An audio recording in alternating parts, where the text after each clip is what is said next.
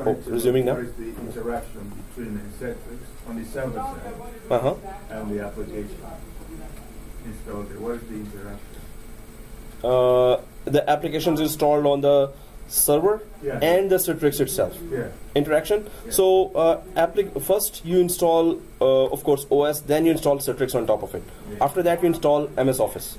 Now once MS Office is installed, so then inside the Citrix dashboard or application, you need to tell where is the exe file of Microsoft Word itself.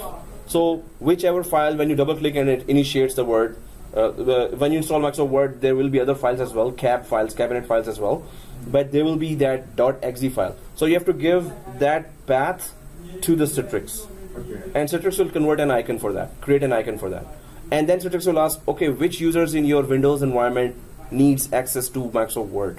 Suppose there is accounts department security group you have created, management department security group. So if you just add accounts department security group, it's going to, only those guys will see that icon.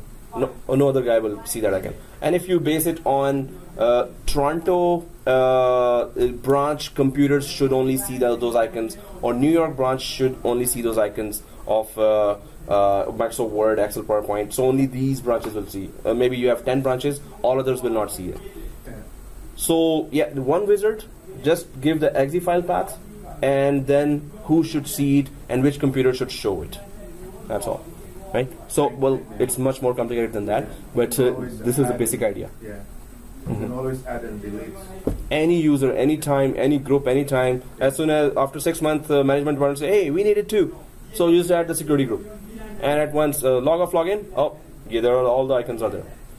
And suppose there are other application demands now. Okay, it's not only MS Office, we need Adobe Acrobat as well. So you install Adobe Reader here, and then you have to install Adobe Reader on all 20 servers. Suppose there are 20 servers here, Citrix, and then the exe file path, it just needs Citrix. It will convert it to icon, and whichever security groups are there, same process again, right? But this Citrix Zen, this is called Citrix Zen app. Zen app is offering application virtualization, right? So back to the slide here, and I am recording now. So just for the record of the video, this is the diagram we created to understand the application virtualization. And there were 20 servers here, and we were talking about 10,000 computers here. And we installed OS, Citrix, and MS Office on all 20 servers. Suppose there are 20. And then when the user sees the icon, when the user logs in and sees the icon, double clicks at, that application actually starts running on top of these servers. So, and then that application uses the processor and memory of these servers, not the local computer. And it is fast on LAN, and it is as fast on WAN as well. And you can access from any device across, WAN and LAN, right?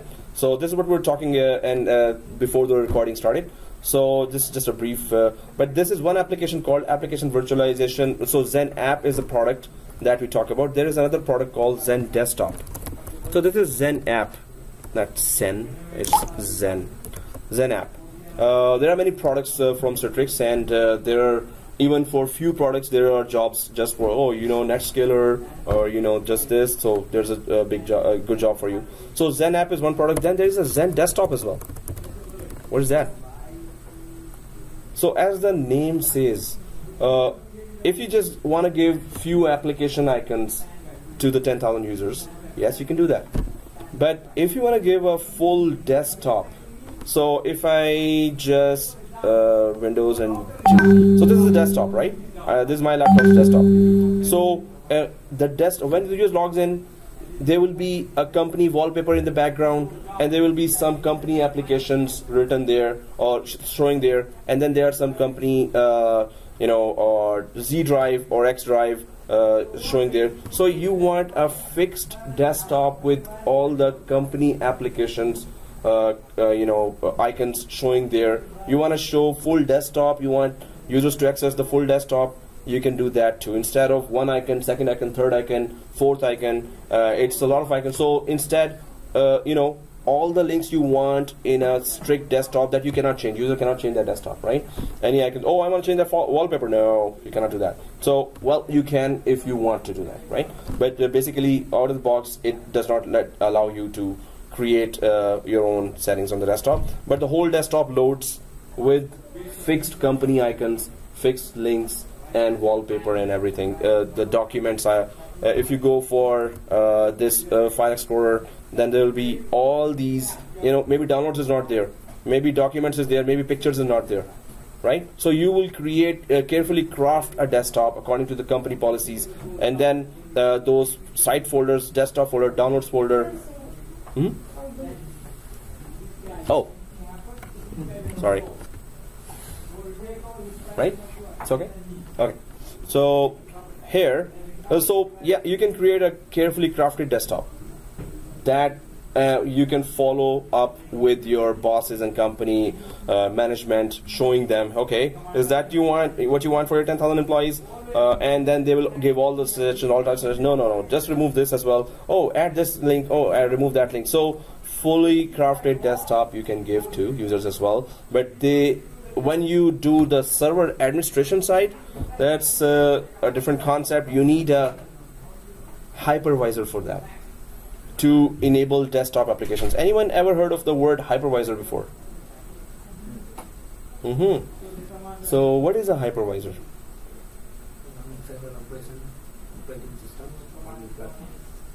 Operating system?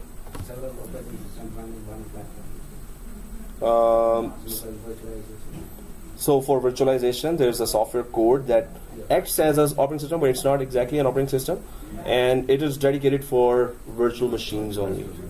So host virtual machines only, right? And it talks to the hardware directly, but it does not take a lot of memory for its own running, or processor, or hard disk for its own running.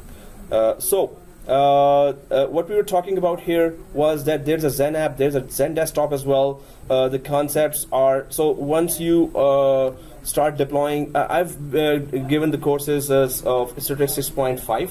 Before 6.5 you will find in a lot of companies, because that's the most stable version. Now we're going for Citrix 7.6, right? Although 7.9 has arrived, but major changes of 7.6 are, there is no major changes after that. If there's a vision, so from 6.5 to 7.6, we're going to do some comparison as well, and then we're going to try to go ahead with what is 6.5. If you go for any company, as ask for interview, and they say, oh, we have Citrix 6.5, do you have experience with that? So that's why we're going to cover that as well as 7.6, right? First, of course, 7.6, so all the basics, and implement the whole environment, implement all the applications, implement the desktops, and then we're going to go for, okay, if you learned this, so that was the difference between 6.5 and 7.6. First, you understand one type, and then you can go for 6.5. But majority of the companies, still, you might find 6.5 there as well. So we will try to know those concepts as well. There are some major changes, but not, source code changes or anything. So there are some architectural changes. So Zen app, Zen desktop, two products here, right? So if we go ahead with the slide here and go for, so first of all, Citrix sits on top of Windows. If you're MCSA, if you have some Windows experience, that's going to be very, very useful, right? Otherwise, what we're going to cover here is going to be good for you, enough for you to run Citrix at least, right? The recommendation is at least do 7410 or 7411 or 7412, any one certification or any one course of Windows, and you're good, you're okay, right? Either 7410, 7411, 7412. All combination of all three is called MCSA. Normally market requires that, oh, if you're MCSA, that's better, because we have a huge Windows environment as well, and Citrix comes on top of Windows, so it's better to go for at least one certification. My recommendation is that, because Citrix is already there and they need those skills. If you have those skills as well, you have better chances of landing a good job, right?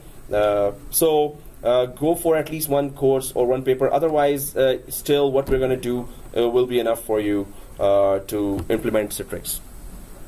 So then throughout this course, students will learn how to configure an environment that includes the following Citrix components: Zen app and Zen desktop.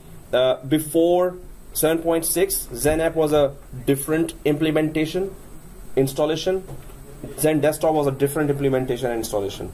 Now 7.6 is the same within one architecture. Just a click of button. Oh, I want Zen desktop. Oh, I want Zen app. So you can just do it from within one installation. You can do the whole thing. Otherwise, it was a different installation 6.5 for Zen app. Zen app is more famous than Zen desktop, but now Zen desktop, which is another word for Zen desktop, is VDI, virtual desktop infrastructure, right? So this is also growing in demand because company fixed desktops going to employees. All the icons and features the company wants the employees to see is there, right? What else you need? Instead of giving 1, 2, 3, 4, 5, 6 icons, but you can customize it as well. So the VDI demand is also coming, and these technologies I'm saying, I'm going to keep on repeating that, right? And so it's not one time. Repetition always makes it easy to remember everything. Zen server. Zen server is a hypervisor from Citrix. Hypervisor from VMware is what? Anyone knows? What is the name of the hypervisor of VMware? ESXi. What is the hypervisor from Microsoft? What is the name of the hypervisor from Microsoft? Hyper-V. So hypervisor, hypervisor is coming there, but just concept-wise, what is it? If I just have one physical server here, I deploy a hypervisor on top of it. So that's Zen server or ESXi from VMware or Hyper-V from Microsoft. What they all do, what is the most common thing? They talk to hardware directly. There is very small code of information. They act like OS, but they're not exact OS. So they offer, let me just type it. Hypervisor offer, hosting of virtual machines, and talks to the hardware on behalf of virtual machines, right? So the only purpose of deploying a hypervisor or a software on top of a bare metal machine or a empty hardware, empty server, the only purpose is what? To host virtual machines. Virtual machine 1, it is a SQL server. Virtual machine 2, it is a web server. Virtual machine 3, file server. Virtual machine 4, Exchange server. Virtual machine 5, Linux server, right? Virtual machine 6, Red Hat server or Ubuntu, right? So hypervisor makes them all work in one physical server.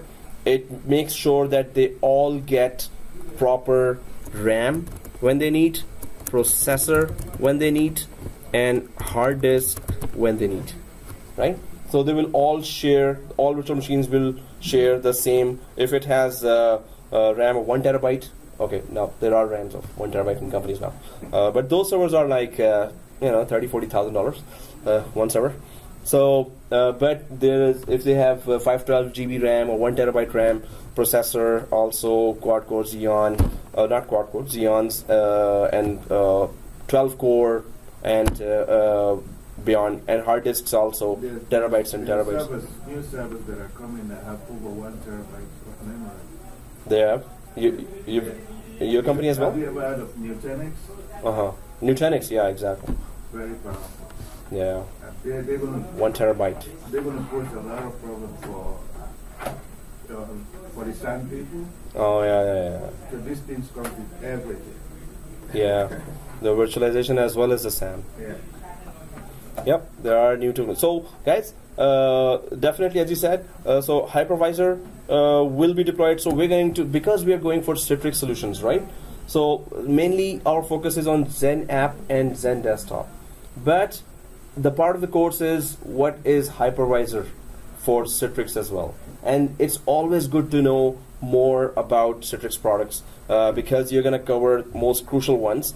And when we talk about then this hypervisor, Zen server, so then we're going to implement the Zen server and understand that as well, at least the basics of that, just to work the Zen app and Zen desktop. Especially Zen desktop and Zen server, they are both connected together. So, and then Citrix license server, of course, the only purpose of this server is to grab money from your company. Okay, to give you services, they need money, right? Okay, so Citrix license server, we're going to deploy that on our domain controller, our first virtual machine that we're going to create today, and MCS machine creation services. So you're going to create, you can create a lot of Zen desktops, and those desktops are created in the form of virtual machines. So there's a MCS or machine creation services there. So we're going to do step by step. We're going to sketch when we go in depth with that. But right now it's going to be a little vague that, oh, what? What are you talking about? Okay, so, but it's going to get easy. We're going to do it the fun way. We're going to have all the jokes, and you can just hear all the jokes in the video as well, because it's non-edited. So try to give only, good jokes that you want to hear again. Otherwise, it's recorded and I don't edit. I don't have time for 4 hours of editing, right? So I don't edit anything. So if we are about to say something that is like should not be saying, so I should just pause the video, or you can ask me to pause the video. I have a joke coming. Okay, anyway, so so I will pause, but make me pause if you're about to say something. So provisioning services also, you're deploying the applications and desktops together in one server. So this is also a little different concept within Citrix context. Personal vDisk or virtual disks for Zen desktops. So when you have a virtual machine, suppose we go to this. So this virtual machine you deployed, right? So it must have a disk, right? So for Zen ESXi virtual machine, the hard disk extension is for VMware virtual machine virtual hard disk extension. Virtual hard disk extension is .vmdk. So a virtual machine must have a hard disk, right? That is called .vmdk. And for excuse me, that Hyper-V virtual machine virtual hard disk. So I have to virtual machine virtual hard disk extension is .vhdx. And here Zen server also works with VMDK as well as vdisk as well, right? But VMDK is it, yeah. Oh, yeah. What happened to the board? Okay. Oh, serious? Yeah, I need to fix it now. Now you can see? No, I'm just kidding. Okay, so.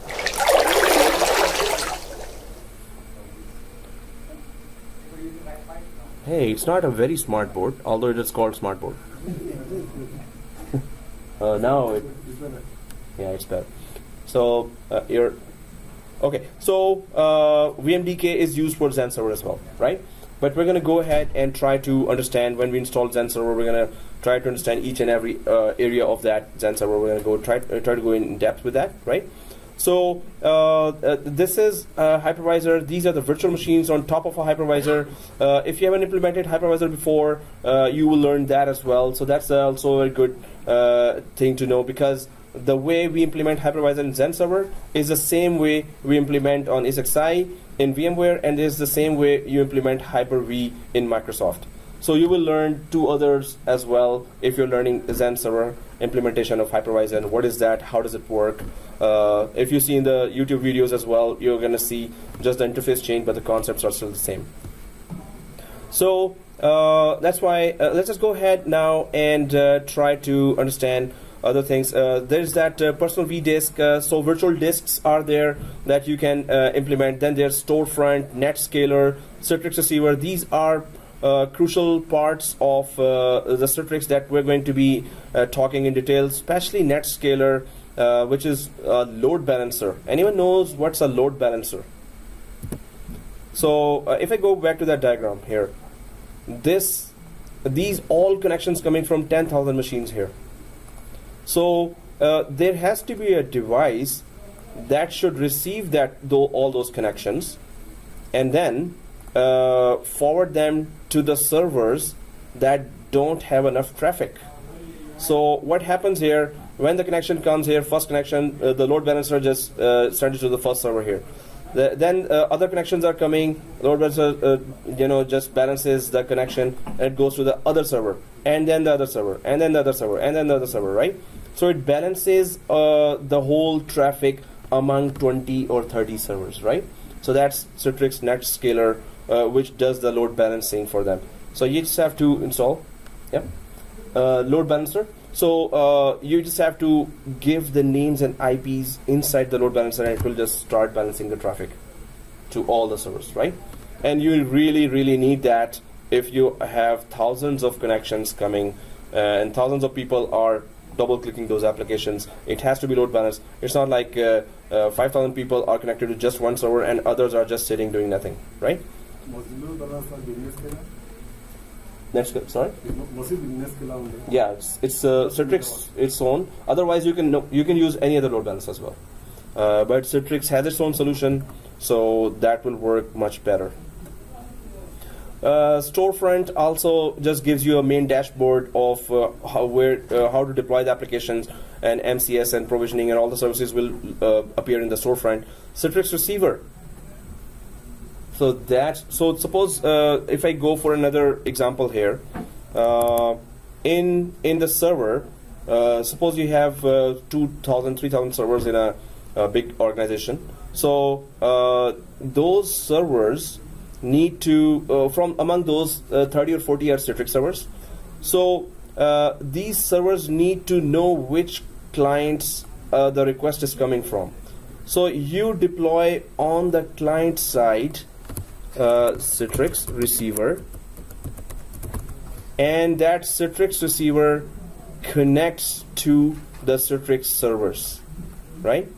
If on the client side Citrix receiver is not installed, those icons will not appear on your desktop, on your tablet, on your laptop. So there is a small software that has to be on the device that you want all the icons to appear on. There has to be, from Citrix, you have to deploy this small software. Just like if you deploy antivirus, you have an antivirus server.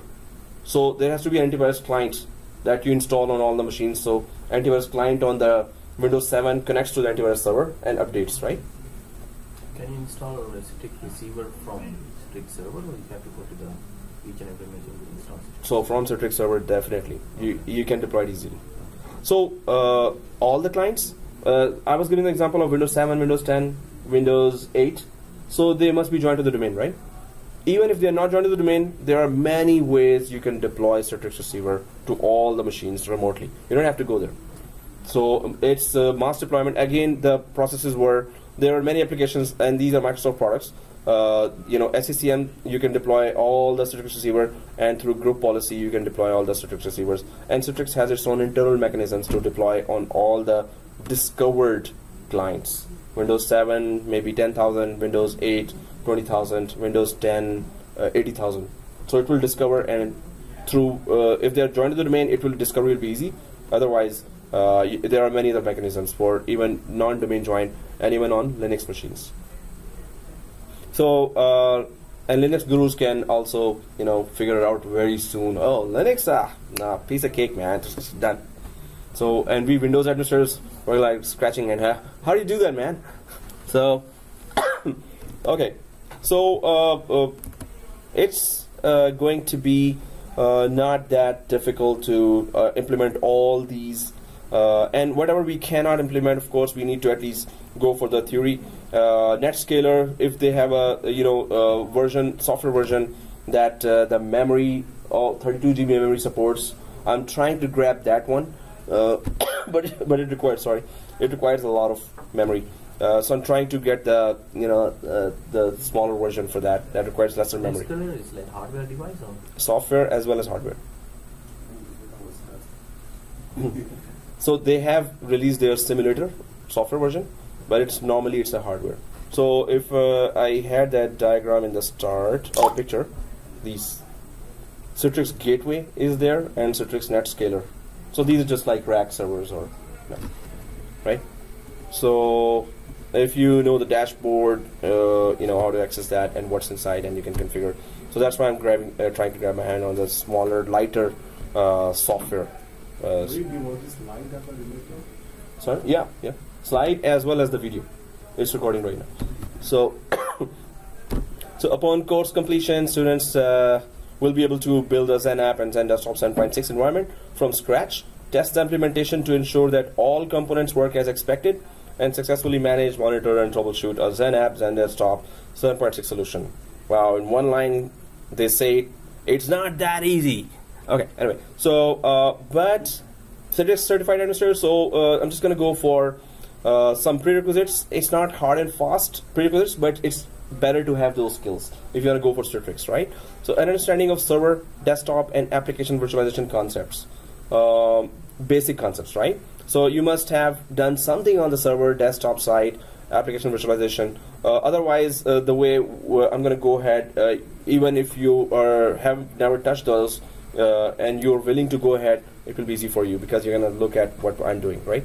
So experience with Windows 2012 R2, specifically Active Directory, domains, groups and user accounts, organizational units, group policy objects. So I'm gonna, whenever we have to use that, and we will be using that, so I'm gonna explain the concept of these as well. So you're gonna know what you're doing and why you're doing that, right?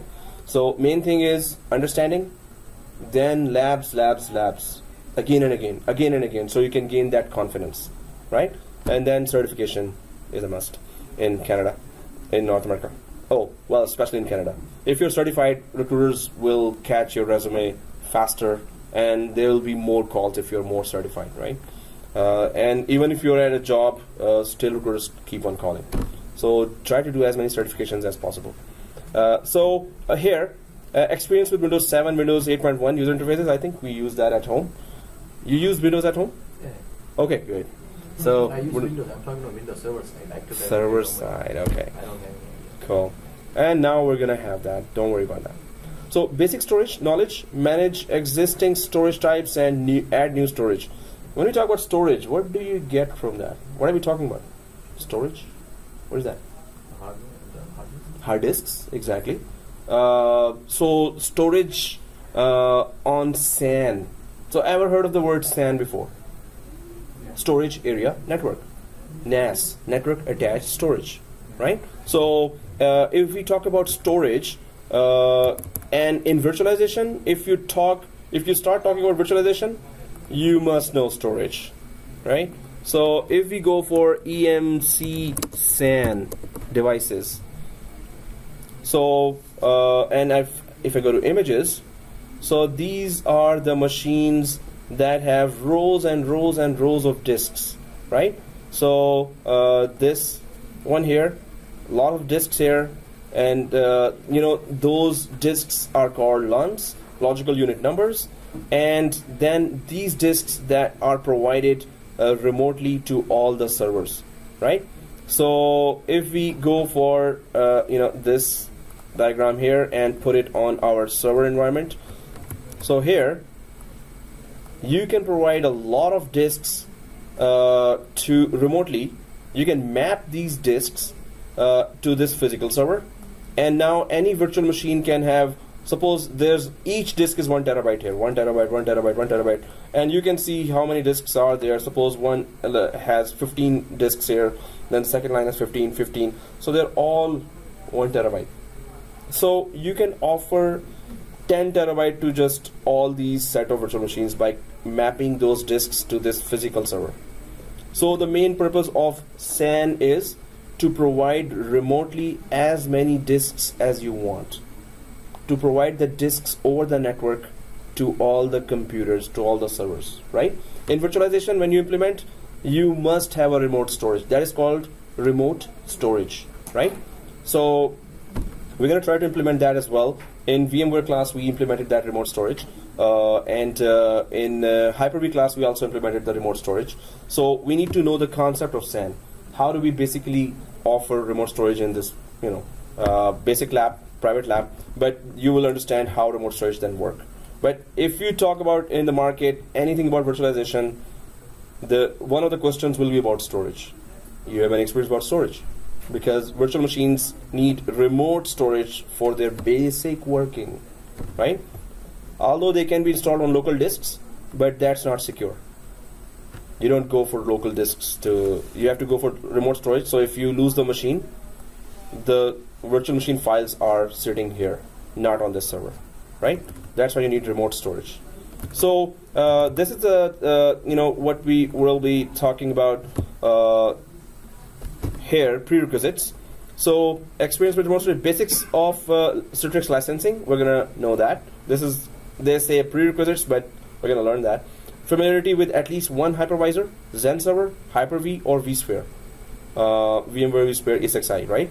So we're gonna go for Xen server because it's a Citrix.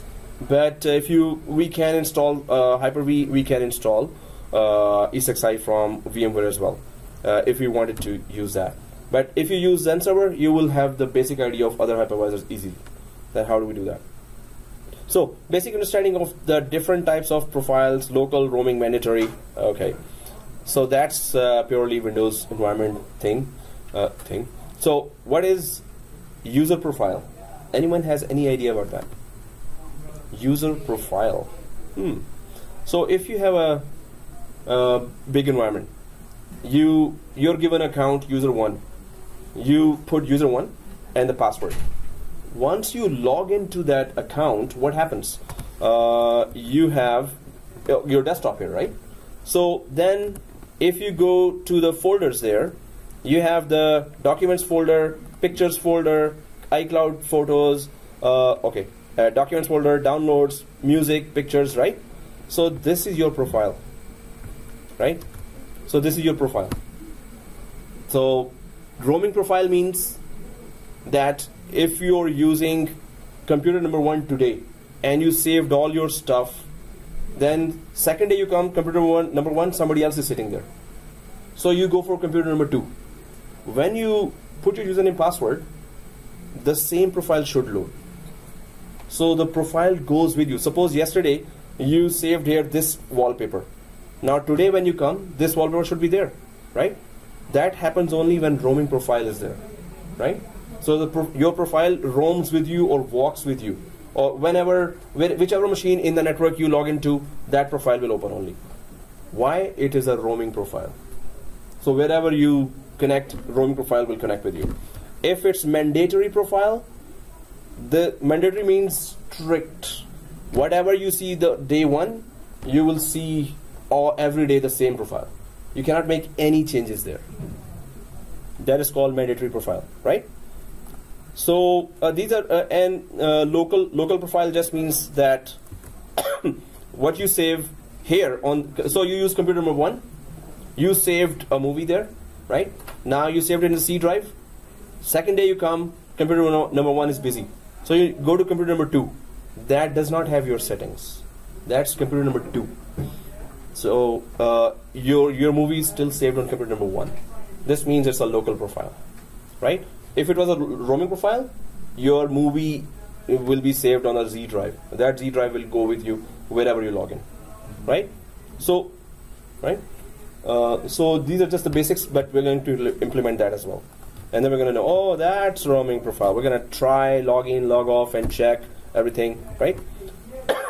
So upon successful completion this course, learners are able to understand the Xen app and Xen desktop 7.6 architecture, components, communication, set up the hypervisor. So we're going to set up the hypervisor as well. Set up and manage the Xen app and Xen desktop 7.6 infrastructure. That will be a fun thing. Create and manage machine catalogs. We're going to create a lot of machines by understanding the machine catalogs. How does it work? And delivery groups. How do you deliver Xen desktop and Xen app to 10,000 machines? How do you deliver that? So there's that wizard that will start and tell you, okay, what do you want, and which are the users, which are the devices you want. Do you want those 10 tablets to show those machines, or do you want to deny those 10 cell phones whose MAC addresses are now added to our network that you want to deny them? So you can go as secure and strict as you want.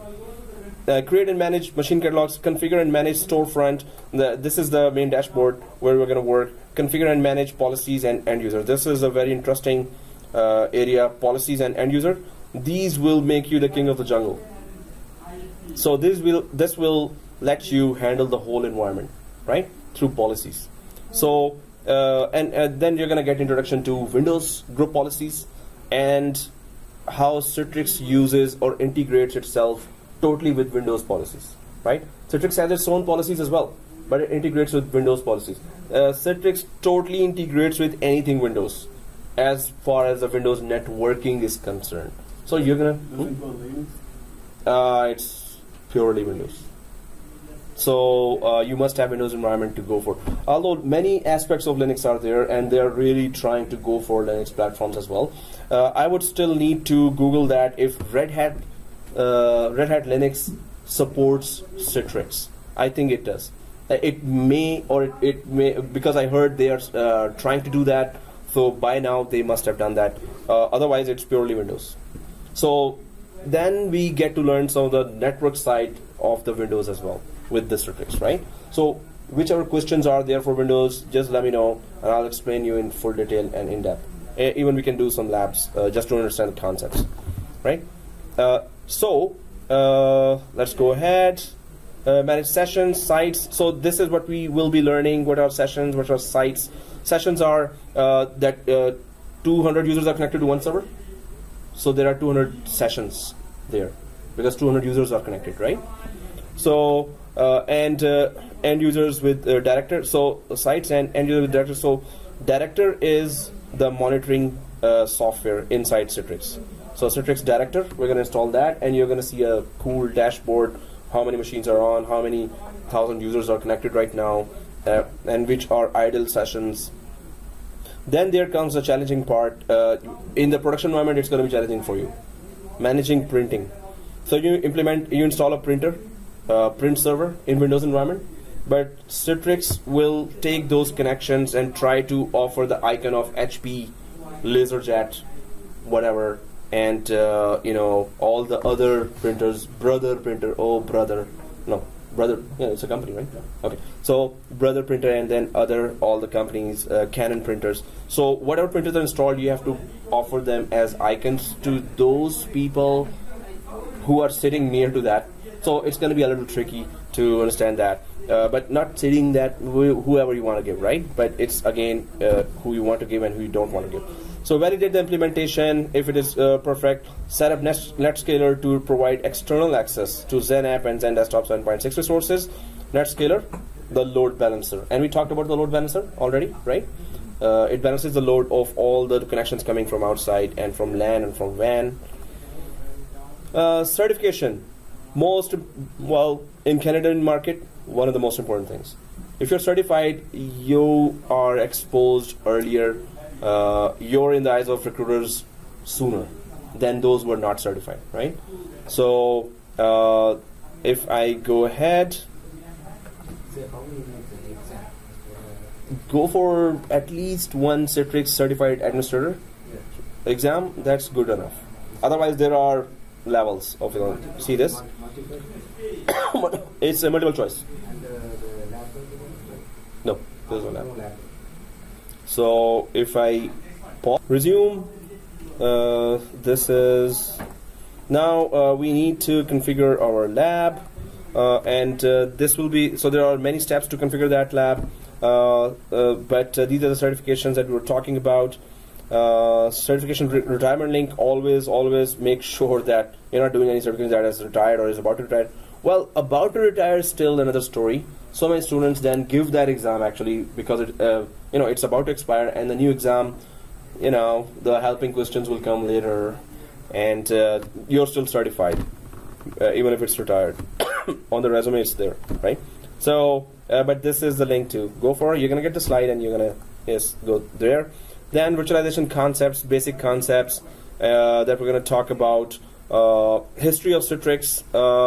It used to be WinFrame, then MetaFrame, then MetaFrame XP, MetaFrame. These are all the names that came. Presentation Server 3.0, Presentation Server 4, 4.5, then XenApp, its name changed again. XenApp 5, 6, 6.5, 7.0, 7.5, and 7.6. Now 7.9 is there. But 7.9 is having no major architectural change. Some more features from 7.6 up to 9, right? So and this is the basic diagram that we're going to be talking in detail. That what are the components there? Today it's a brief introduction and lab, but still these are the components: Citrix Director, the monitoring, receiver on the client side, storefront, the database, the main dashboard, delivery controller that delivers all the applications and the desktops, right? So every component we will be touching, and we're going to see all the options of every component. The database has to be installed as well. SQL Server database. Studio is there for backward compatibility, and then the license server. Well, these are the main components here, but we're going to go in detail of all those components once we have our basic lab up and running. And we need to understand our basic lab as well, because on top of it, we're going to build our own full infrastructure, right? If our lab has some issues, you're going to be falling behind, and we're going to go ahead, right? So that's why I emphasize always day one, we need to configure our lab properly. So Citrix Solutions, Citrix Solutions are in use at more than 330,000 organizations and by over 100 million users globally. They are using this. 10 out of the 10 largest global banks use Citrix Solutions. Well, 10 out of 10. Cool. Okay. And 10 out of the top 10 worldwide automakers use Citrix Solutions. 10 of the top 10 global aerospace and defense manufacturers use Citrix Solutions. And what are the Citrix products here? So, we can see all large companies have Citrix. There's no doubt about that, right? So that's why you can see the rate, those salaries there as well. They already mentioned those. So Zen Server, Zen App, Zen Desktop are the products here. And Zen Desktop, Zen App, Apps, User Settings, and Zen Server. So we're going to use all three products here, and it's going to be in-depth lab. If you're repeating at home, it's going to be very useful for you. If you're not repeating at home, okay, what can I say? Then you're basically wasting your time here, right? So if you're not repeating at home, so try to repeat that at home, and that's how you gain more experience and confidence in talking about those products because you've done it, right? So this slide will keep on going for the next class as well, and I'm going to upload that slide. But before doing that, I'll be needing your Gmail account, specifically Gmail account, because I'm going to upload that on YouTube, and I need to add your Gmail account. And your Gmail account has to be started so you could be authenticated to watch that video. So I need your Gmail. If you didn't have a Gmail account, please create one.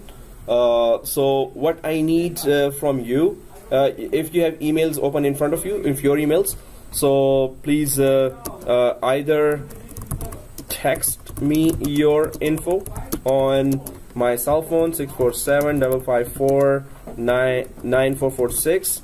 And what's the info? Or email me your info. Email me at itguyme@gmail.com. So what's the info? Subject Citrix SAT class 21Jan 2017. So this is subject, and then in the rest you will be just giving your full name, your cell number if you're not texting or if you're emailing, and if you're emailing, if you're texting, then your email address. So anyways, this is the information I need. So I'll be creating your account on Netplus LMS. If you want, then you will be added to WhatsApp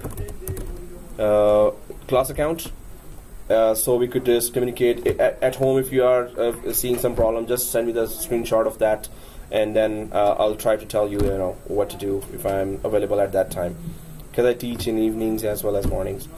So this is the information I need from you. If you got this information in your notebook or anywhere, then I can just take this screen away. Okay. What is Netplus LMS Learning Management System. It's a website where I'm going to upload the video link and also upload the slides there. slide and documentation and software links. So right, so please take down in your notebooks or email me that information or text me that information, and we can just create all this these groups. It is great, and I'm going to be creating the Google group as well. Basically all communication will come from the Google group that the slide has been loaded or any other thing. So again, I need your basically I need your Gmail account. It has to be Gmail because YouTube video authentication will be done from Gmail, right? So if your Gmail is open, only then you will be able to see that. Can you just read your email? Yeah, itguyme@gmail.com. itguyme. Oh, Yeah, I don't know what I was thinking when I was creating that, but anyway, itguyme. No, me. Not you, me. okay. So it's like that. No, just talking about the email. So it's done. Yeah. Okay, so I'll just go away from the screen, or if somebody's writing, I can. Oh, I should pause that now. So guys, what's the plan here? We have gone through some basic introductions, the basic concepts and terminologies, but we have to have a very accurately configured lab on top of which we're going to start building up our Citrix environment. So for that, we're going to be creating first one machine which is called template machine, and this machine, only purpose of this machine is to create clones. So this is a VMware workstation feature that we're going to use. So only purpose of this is to create clones, and this machine must never be started. So we're gonna do another configuration that you cannot start that machine, right? So it must never be started, right? So what does it do? When you clone a machine, so if that virtual, suppose this is a template machine, right? So if you create a template machine, and template machine will have a Windows 2012 R2, and it will have some modifications that are crucial for the successful implementation of the labs of this course. So we're going to do some modifications there, but in the end we're going to run a utility called sysprep. Anyone knows what is that? What does that do? Anyone ever heard of it? So sysprep is, it's going to give unique SIDs, or give unique SIDs, SID, security identifier,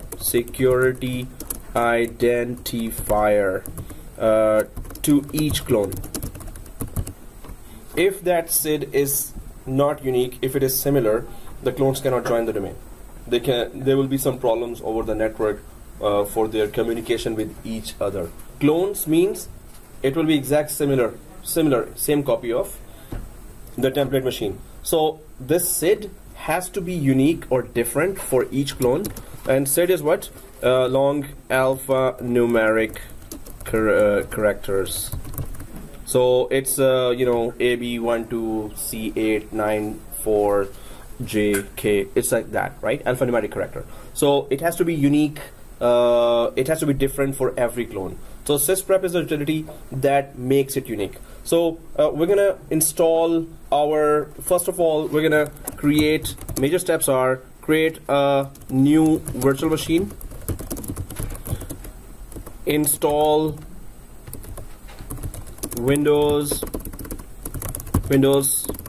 seriously, what's wrong with my typing? Windows Server 2012 R2 on it, and then do 7 modifications.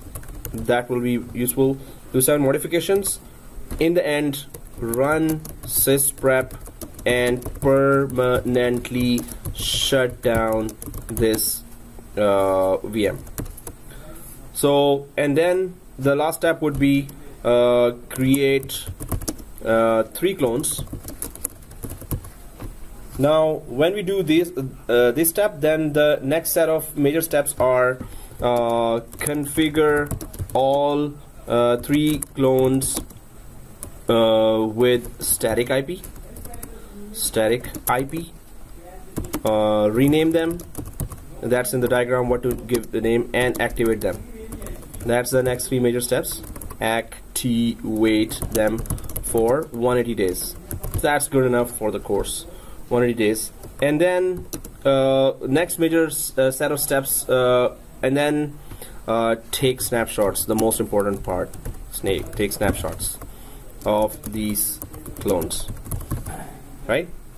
Then again, next set of major steps are install Active Directory on first clone, and configure DNS, rename admin. I'm going to explain the reason for everything, why we're doing what we're doing, right? And then join the rest of the clones to the domain. So that will be our basic environment created. Then on top of that, we're going to start installation of Citrix one by one on each of the machines.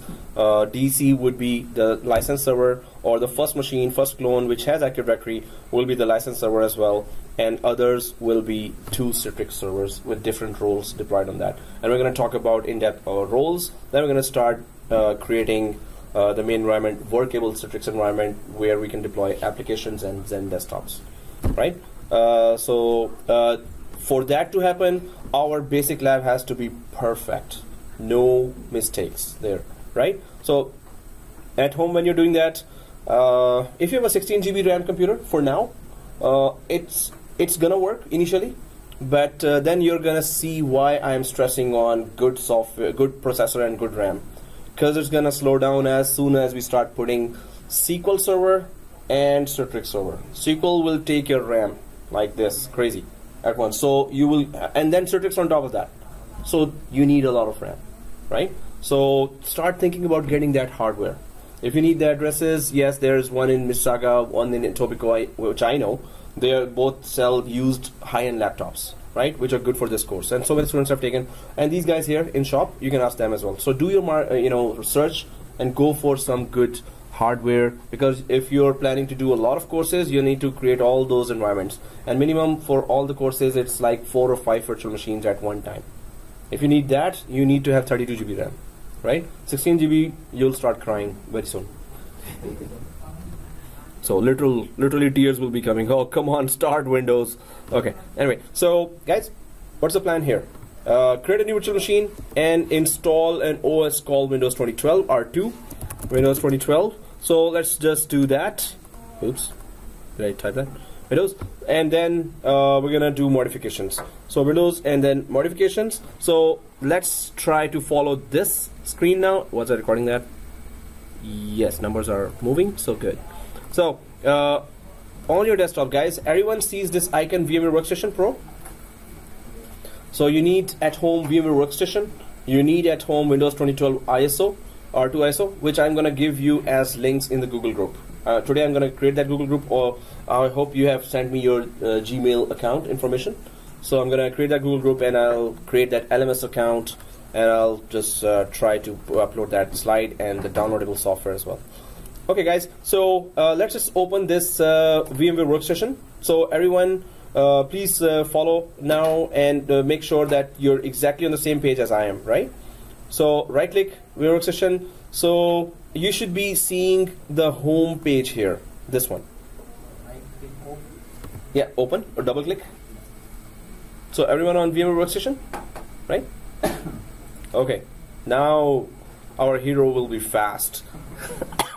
In VMware also he was fast. So yeah, you're there. So everyone there, right? Oh, skip that. Yeah, click the skip. And make sure that we are on this page, right? If you're on this page, click create a new virtual machine, right? Create a new virtual machine. So when we click that, this page should come. Now I'm gonna put it on magnifying glass. So this. So is everyone seeing this page, right? Yeah. Okay. So if I'm going fast, let me know so I could go faster. No, I'm just kidding. I'll slow down, right?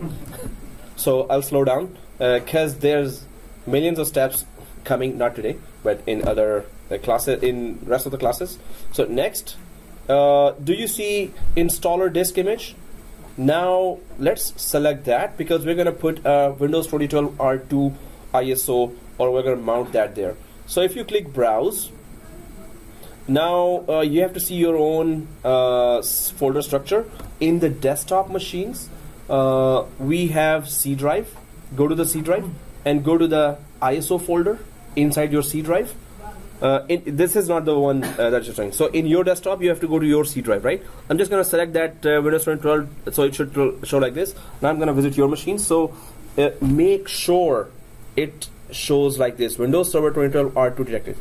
So in C drive, there's an ISO folder, and yeah, ISO folder. Double click that. So and then the line that's second line that says enable server. Double click that. So no, so go to this PC. Double click. Go to C drive. No, C. And then go to ISO. Double click that.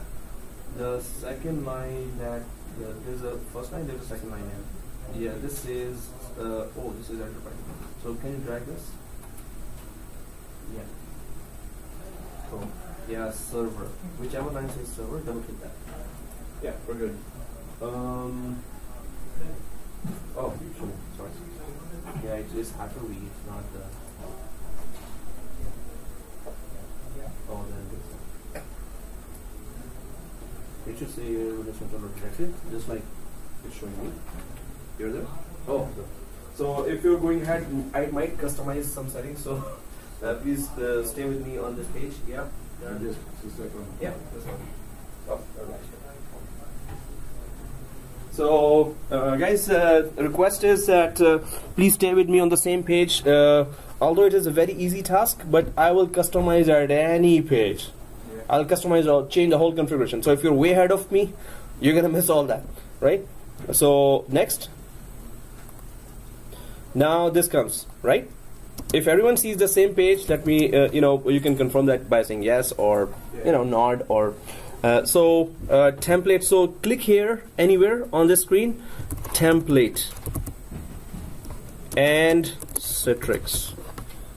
Well, and your first name, guys. Your first name, or Amir. I'll just put Amir. You can just put your first name or any name you want to put. Well, ready to you. So anyway, we need to know, because these are public machines, there are many other courses going on these machines, and do not change this path at all, guys. Do not change this path, because if you change this path, then there's no guarantee that any other student might think and hey, let's just delete that machine, let's see what happens, and for fun, and we're like, oh, seriously. So do not change. If you change this path, there's no guarantee, but if you keep the path like this, we're good, right?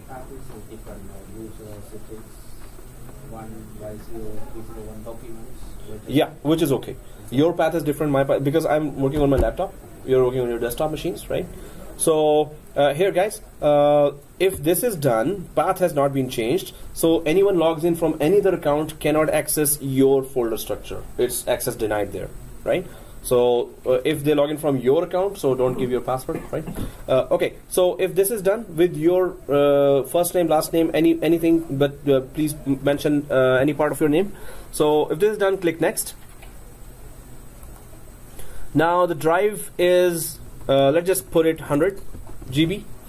So quick question I always ask at this page is, if there is on the physical desktop hard disk, if there is free space is 50 GB, and you put 100 GB here, is that a good idea or a bad idea?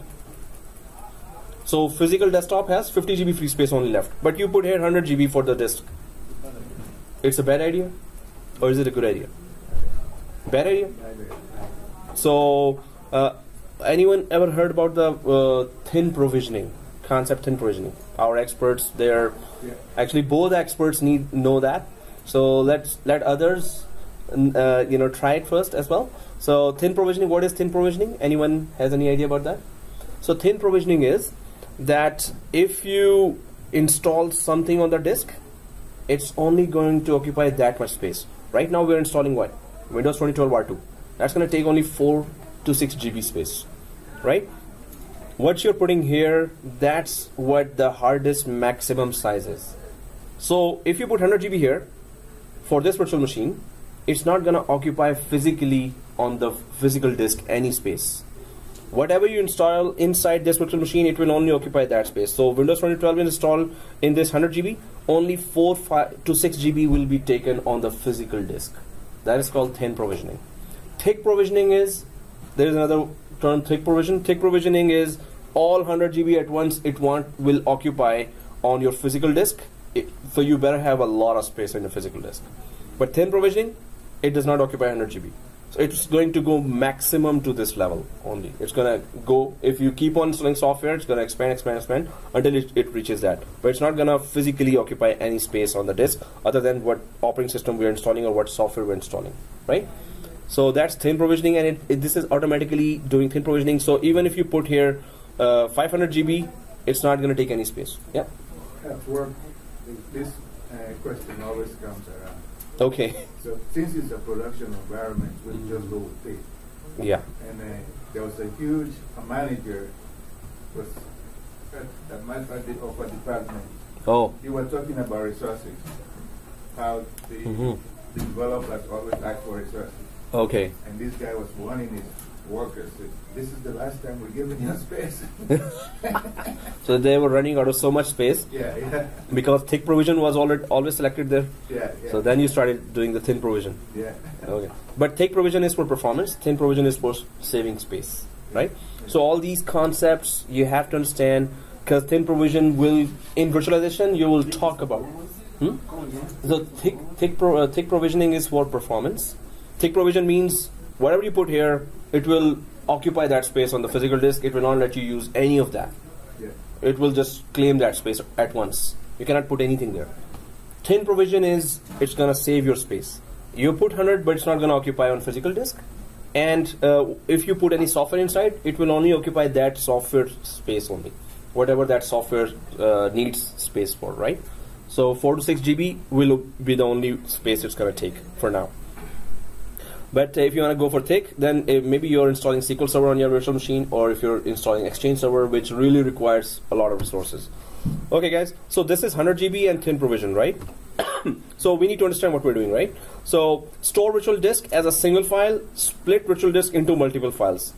This option is all about whenever you decide to copy the contents, copy the folder of this virtual machine to some other hard disk or computer. Suppose you work on this virtual machine for 6 months, and after that you get a new laptop which is very high-end, right? So then you want to copy this virtual machine's folder there. Now maybe you want to copy over the network. So if this is a very big file, now if you select this option, suppose a single file, and in 6 months this virtual machine expanded to 80 GB. You installed so much software, this virtual machine expanded to 80 GB. Now when you're copying that single file over the network, it might not copy successfully. It's a huge file. We never know when there's a network bottleneck, whenever network is degraded performance. So one single big file might not be copied over the network. You can copy it on the USB, yes, it's okay. Otherwise, you can split the virtual machine 80 GB virtual machine into 4 GB files. So there will be long list of 4 GB files, 4 GB. So you select 10 4 GB files, copy it over the network, then next 10 4 GB files, copy over the network, then next 10, next 10. That's how you can copy the whole virtual machine over the network to another hardware. So if you choose this option, it's a single file. If it grows big, then over the network, it's not easy to copy. If you choose this option, it's split into multiple files. This means it's going to separate into 4 GB chunks. So you can easily copy that over the network, right? So we're going to select this second one, but it's up to you. Now you know what does it do. You can choose according to your options that you want. But I'm going to go for multiple files here, right? It's just copying over the network. That's all it means here for portability of the virtual machines. So next. Now customized hardware, this is just like you're going to this computer shop and buying some hardware for your server or virtual machine. So click customize hardware here. So we have 32 GB of RAM on these desktops. So we can, instead of 2 GB, we can go for 4 GB here, right? So we're gonna have 3 clones and maybe maximum 4 clones later, 4th clone as well. So whatever settings we are doing on this template machine, we're gonna, when we create a copy or clone of this machine, that clone will have the same settings, right? Same settings. So 4 GB for this machine, right? And processors, let's keep it 1. And CD-ROM, yes, we need that because this is a virtual CD-ROM that has ISO Windows 2012 mounted to it, right? So then we go for network adapter here. Anyone on the network adapter? Network adapter, if we put this on bridge, what will happen? This virtual machine, or whichever virtual machine is on bridged, it's going to be accessible from our physical network here. So it will grab an IP from Netplus DSL router, and any student on the other lab can ping our virtual machine here if it is on bridge. So if you want to make a virtual machine part of the physical network, then you bridge it only. We don't want to do that, right? We don't want to grab the IP of the physical network here. So we're gonna what is NAT? This is a very common concept. NAT, network address translation, right? Network address translation, public to private communication. So if you have one public IP and you have a lot of private IPs, so you want internet will come through public IP, right? And it's going to forward the internet to the private IPs. So true or false? We are using NAT in McDonald's, in KFC, at home, everywhere we are using NAT. So is it true or false? You're saying false. Anyone else? So is it true or false that we are using NAT wherever we go? Yes. You're saying yes? Okay, anyone else? We are using NAT wherever we go. Because the companies are not going to give you that IP address. Public IP, yeah. So you're going to have to do it. If your cell phone needs internet, it needs public IP, right? Public IPs are not available for everyone. You have to purchase public IP. But if you go to McDonald's and, oh, I'm waiting in this long line, okay, let's connect to internet. Oh, McDonald's has a Wi-Fi, free Wi-Fi. As soon as you connect to the free Wi-Fi, the private IP is received from Wi-Fi, right? So, and you get internet at once. So private IP cannot connect to internet. 192.168, 172.16, 10.00. They cannot connect to internet, right? You get one of those IPs, but you get internet as well.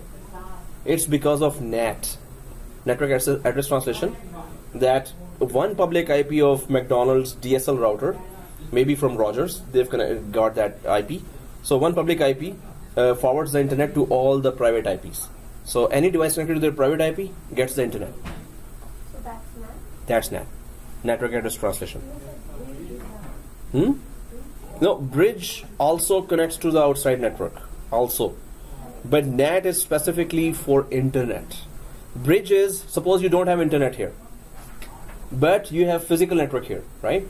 There is some DHCP router that is providing IP address to this physical network. You're gonna be part, if you bridge it, this virtual machine will be part of the physical network. Whatever, maybe there's internet, maybe there's no internet. But NAT is all about internet. You want to give this virtual machine internet? Go click NAT, right? And whenever we go for internet, we go for this VMnet 8 NAT, right? You remember that, right? That is NAT that gives us internet.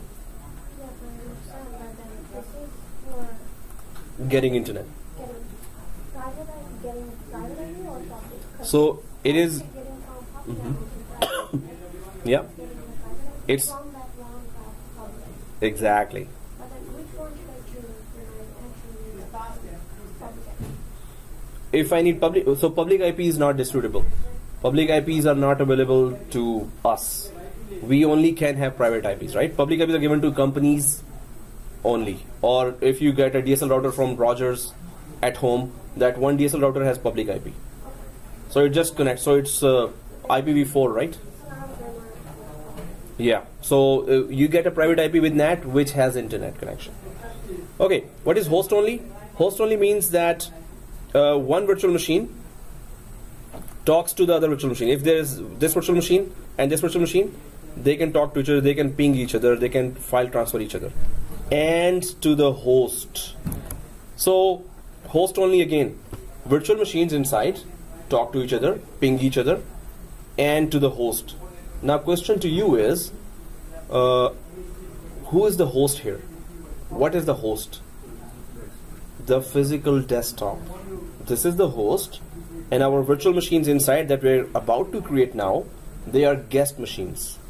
So guest machines talk to each other and to the host, which is our physical desktop. This is called host because this is hosting our virtual machines, right? Physical desktop is. So physical desktop Windows 10, this is the host operating system right now, right? We're going to be repeating that concept again and again. You're going to understand that. But host only just means that virtual machines talk to each other and to the host operating system. Custom network. Anyone ever heard about the concept of VLAN? What's a VLAN?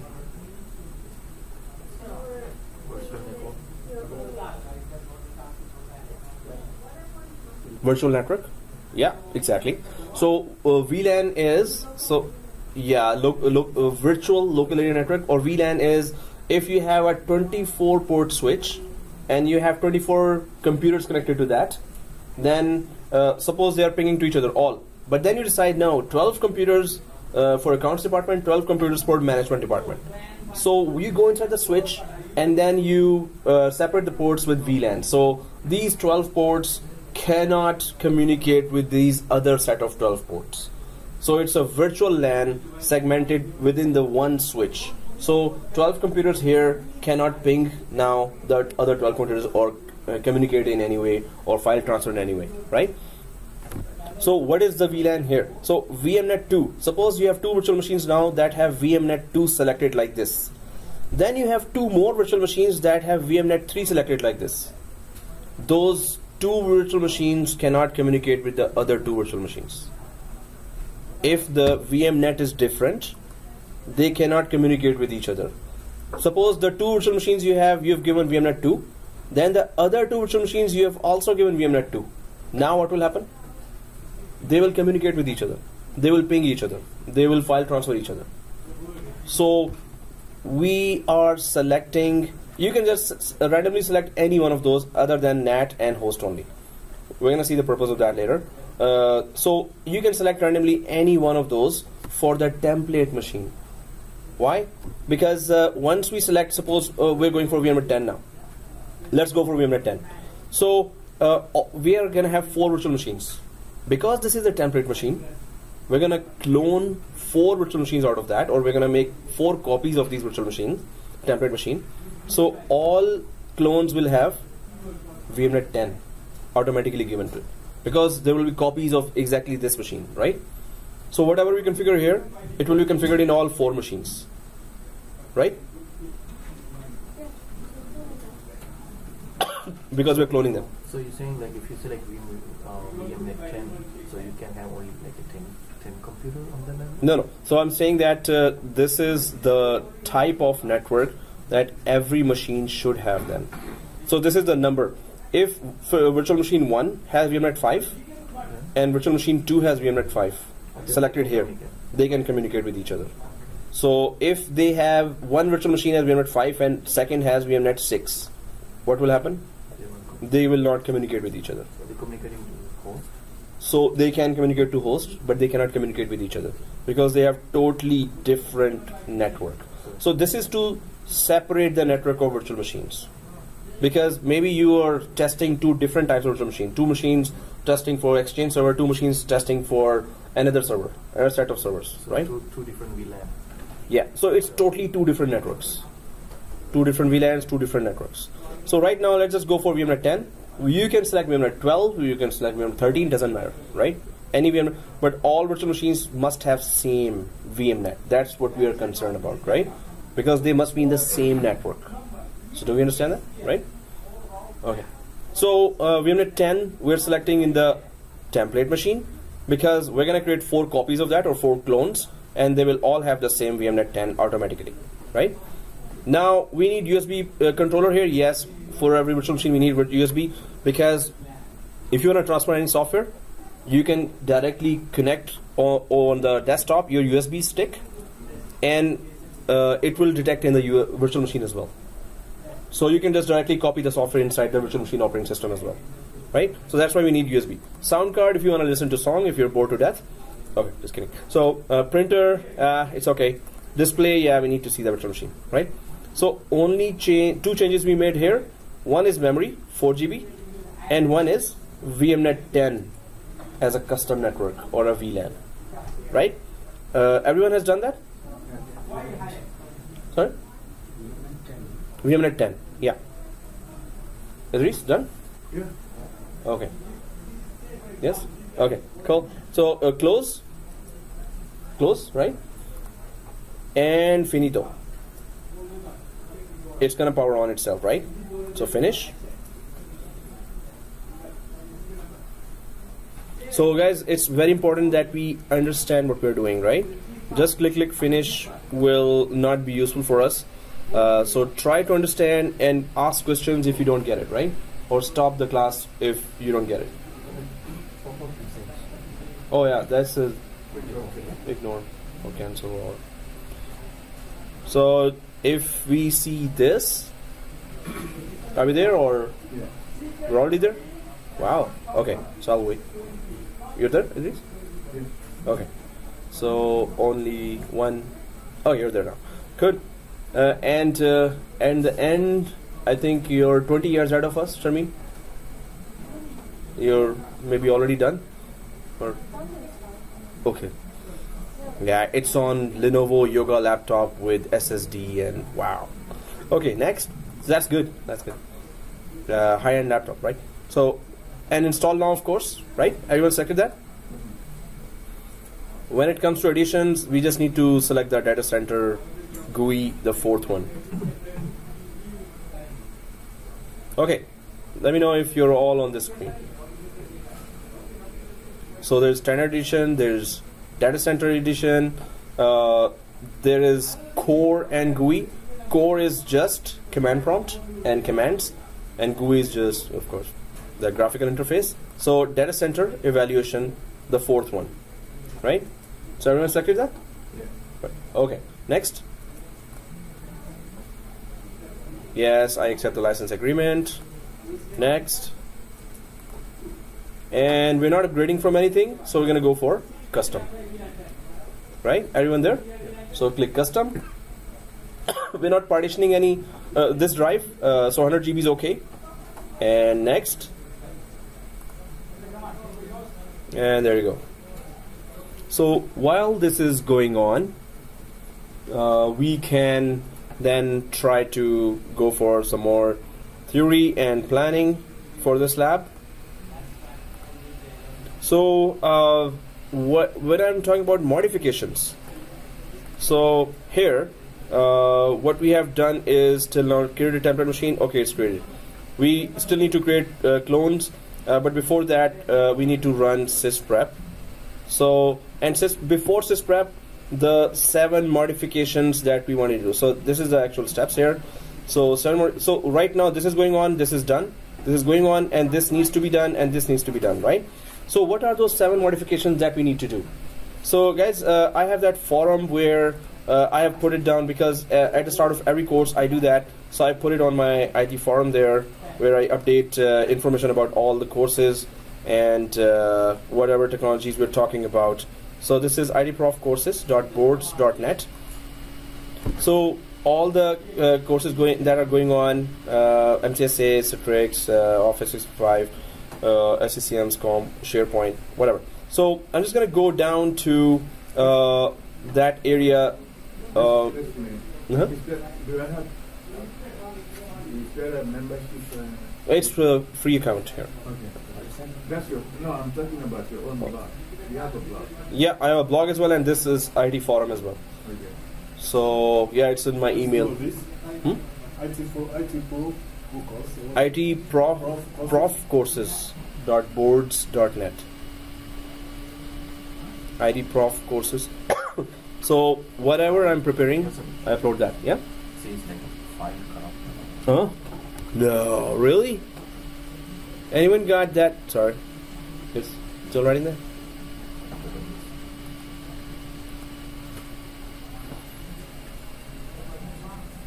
Ooh, what happened?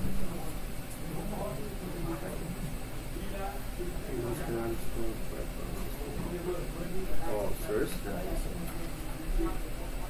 Control files required for the solution are available. When you're creating this when you're creating a virtual machine here on the VMware workstation, is there a difference between creating a virtual machine or creating a template? No. Right now, it's the same thing. Okay. Yeah, this is on internet. Yeah, it's on internet.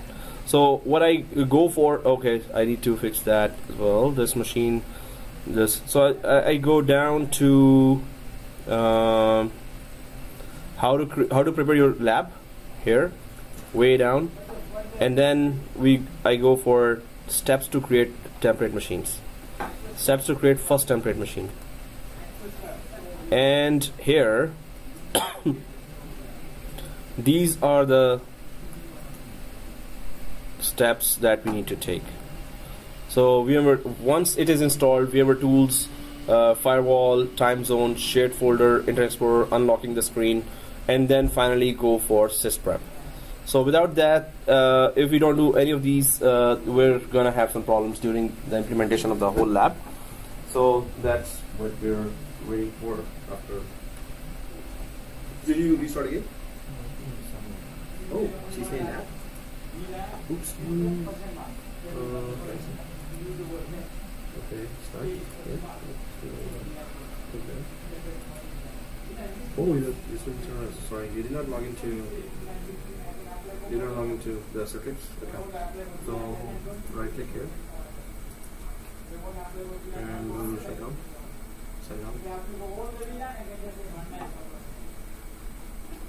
And then click anywhere. Citrix. And the password is small Citrix. Small case Citrix 2017. So is it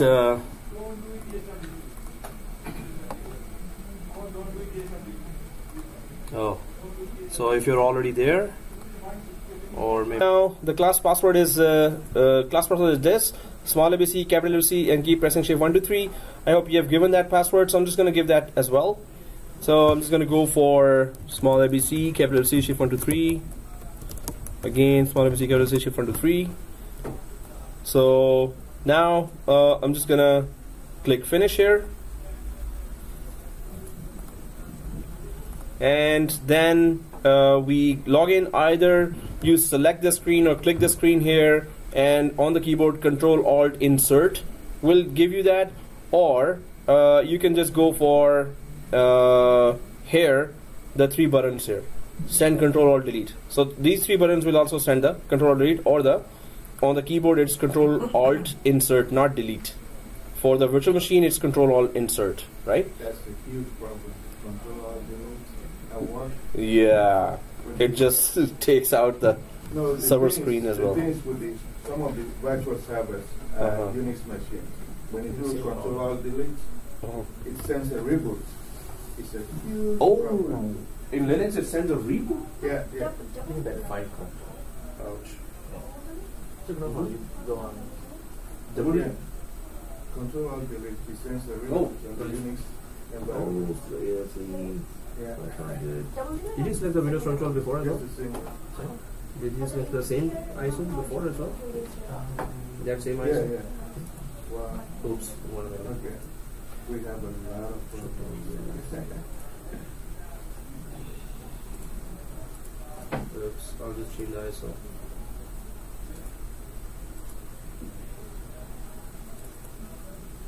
So,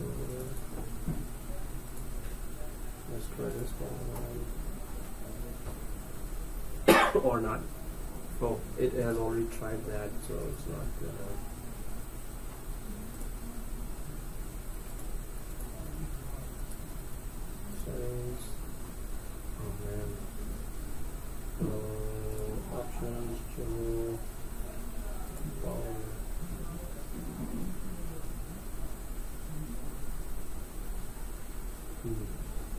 I'll just create new machine here. Do the other ISO.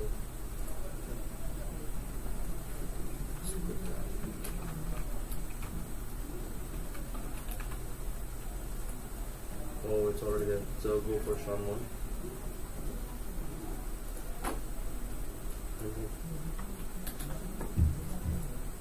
Custom hardware.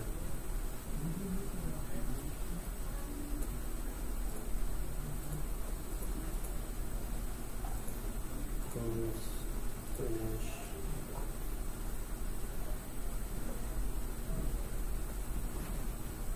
Oh man, I hope it works.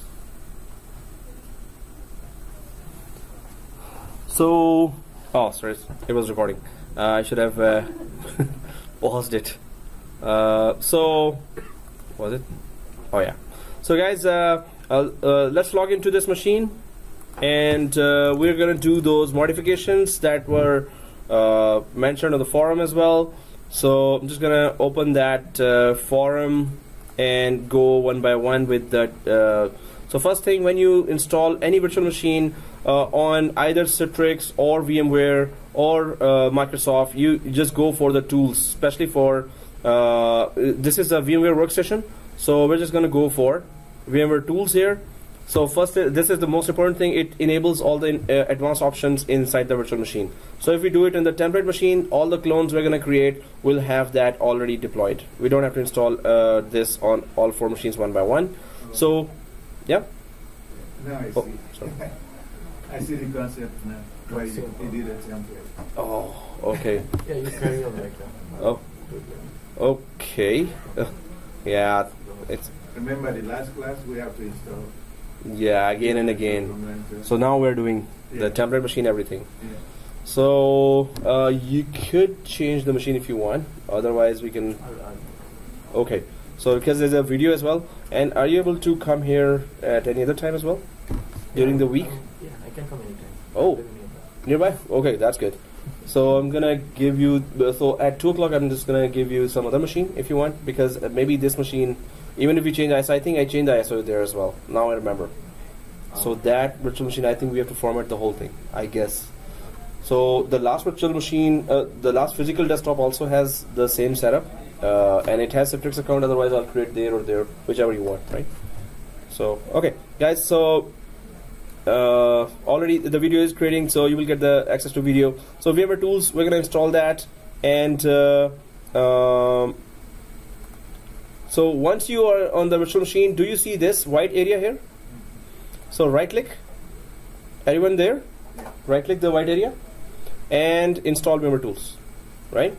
So when you click that install VMware tools, it's going to mount the DVD, mount the software to the virtual DVD of this virtual machine. So click the install VMware tools and then go down to, okay, scroll down like this. And do you see this File Explorer here, or the yellow folder, right? So File Explorer is the yellow folder. So go to the File Explorer. When you open that, you will see the VM icon. So if you see the VM icon, double click that, and in next finish, install next finish, right? So do we see that? So double click that VM icon. Oh, did you right click here? Install VMware tools. So again, go to the top of the machine here with the white area. Outside. Right click. You see install VMware tools there? Okay. Did you click that? Okay, now go back to this File Explorer, and you should be seeing VM icon big. You do? It's going to mount. So you can refresh F5.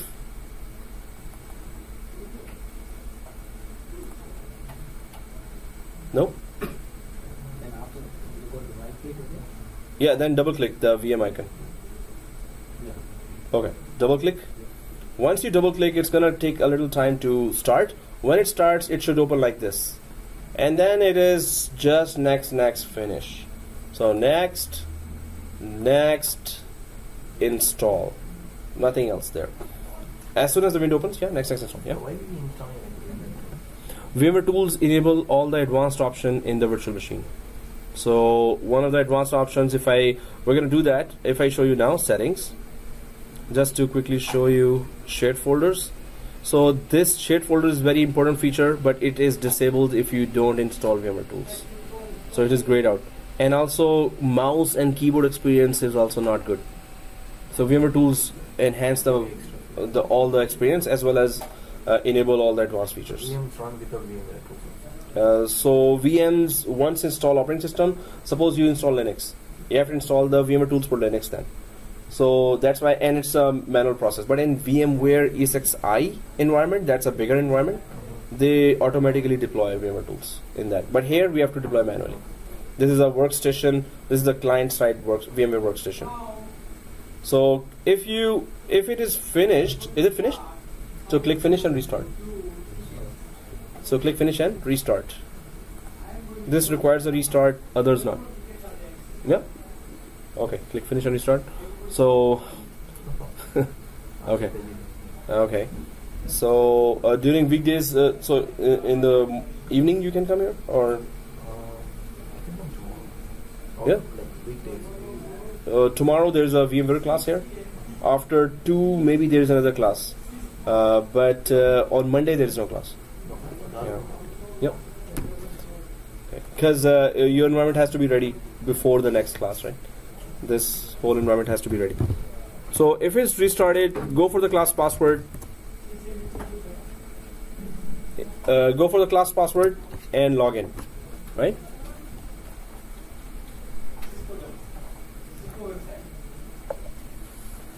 Okay, so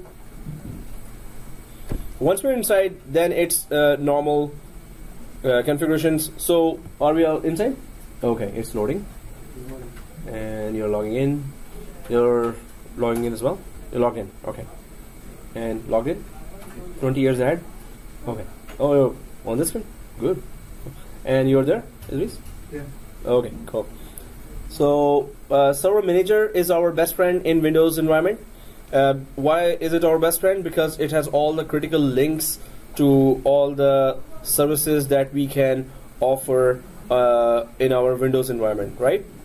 If you go to tools, there are lots of links here and services that you can click. Manage, you can install a lot of roles and services and connect to remote servers. So Server Manager is our best friend here. And Citrix environment, of course, it's going to help us a lot to configure that.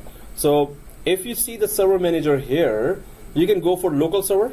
Click that, local server. Local server. And do you see firewall here on the right side? So firewall, click that and turn it off. So in production environment, some companies on the servers turn off the firewall as a policy, and some companies do not turn it off, right? So in our private lab, we don't want extra steps for each and every configuration. So we're gonna just click the public on like this, and if they are both green, on the left side you see turn Windows firewall on or off, right? So everyone sees that, right? So turn Windows firewall on or off, click that, and there's a turn off and turn off. So this is for our, just to not prolong the steps, and we don't have to add the exceptions of every service or ports of every service every time we are configuring. It's going to be longer steps for every lab, right? So press OK. It should look like this now, red, right? So once we do that, close this window. And then once the firewall is off, it still says on, so refresh this, and then it's going to update the new configuration. Refresh, this is the refresh button here, right? So now it says off.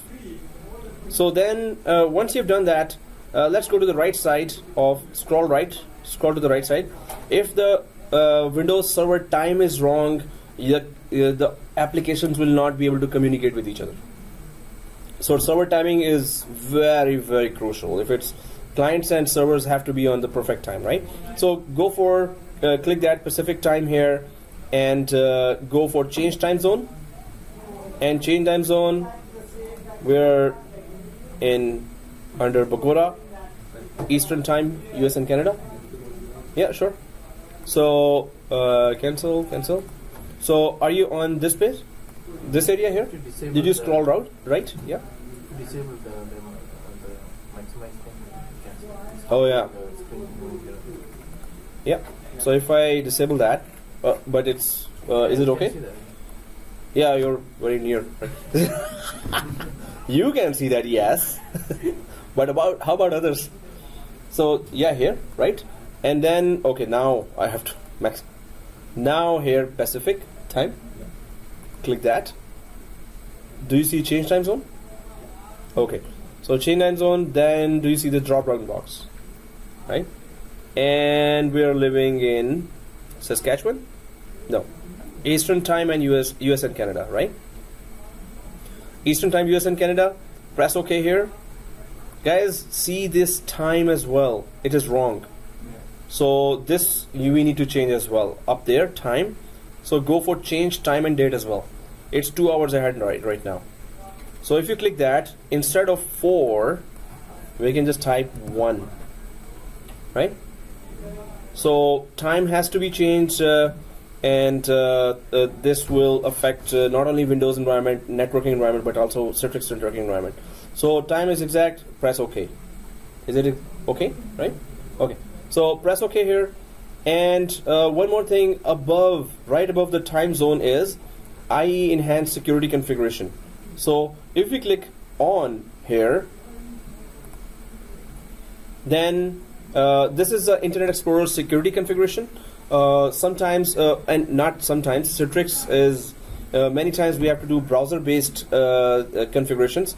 So Internet Explorer will always start giving you security warnings there. So we want to avoid those warnings just to do our lab and try to understand the concepts more.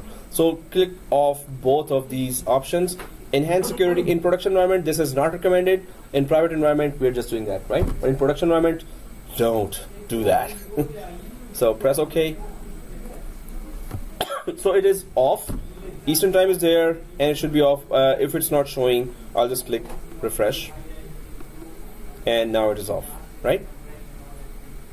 So once these are done, right?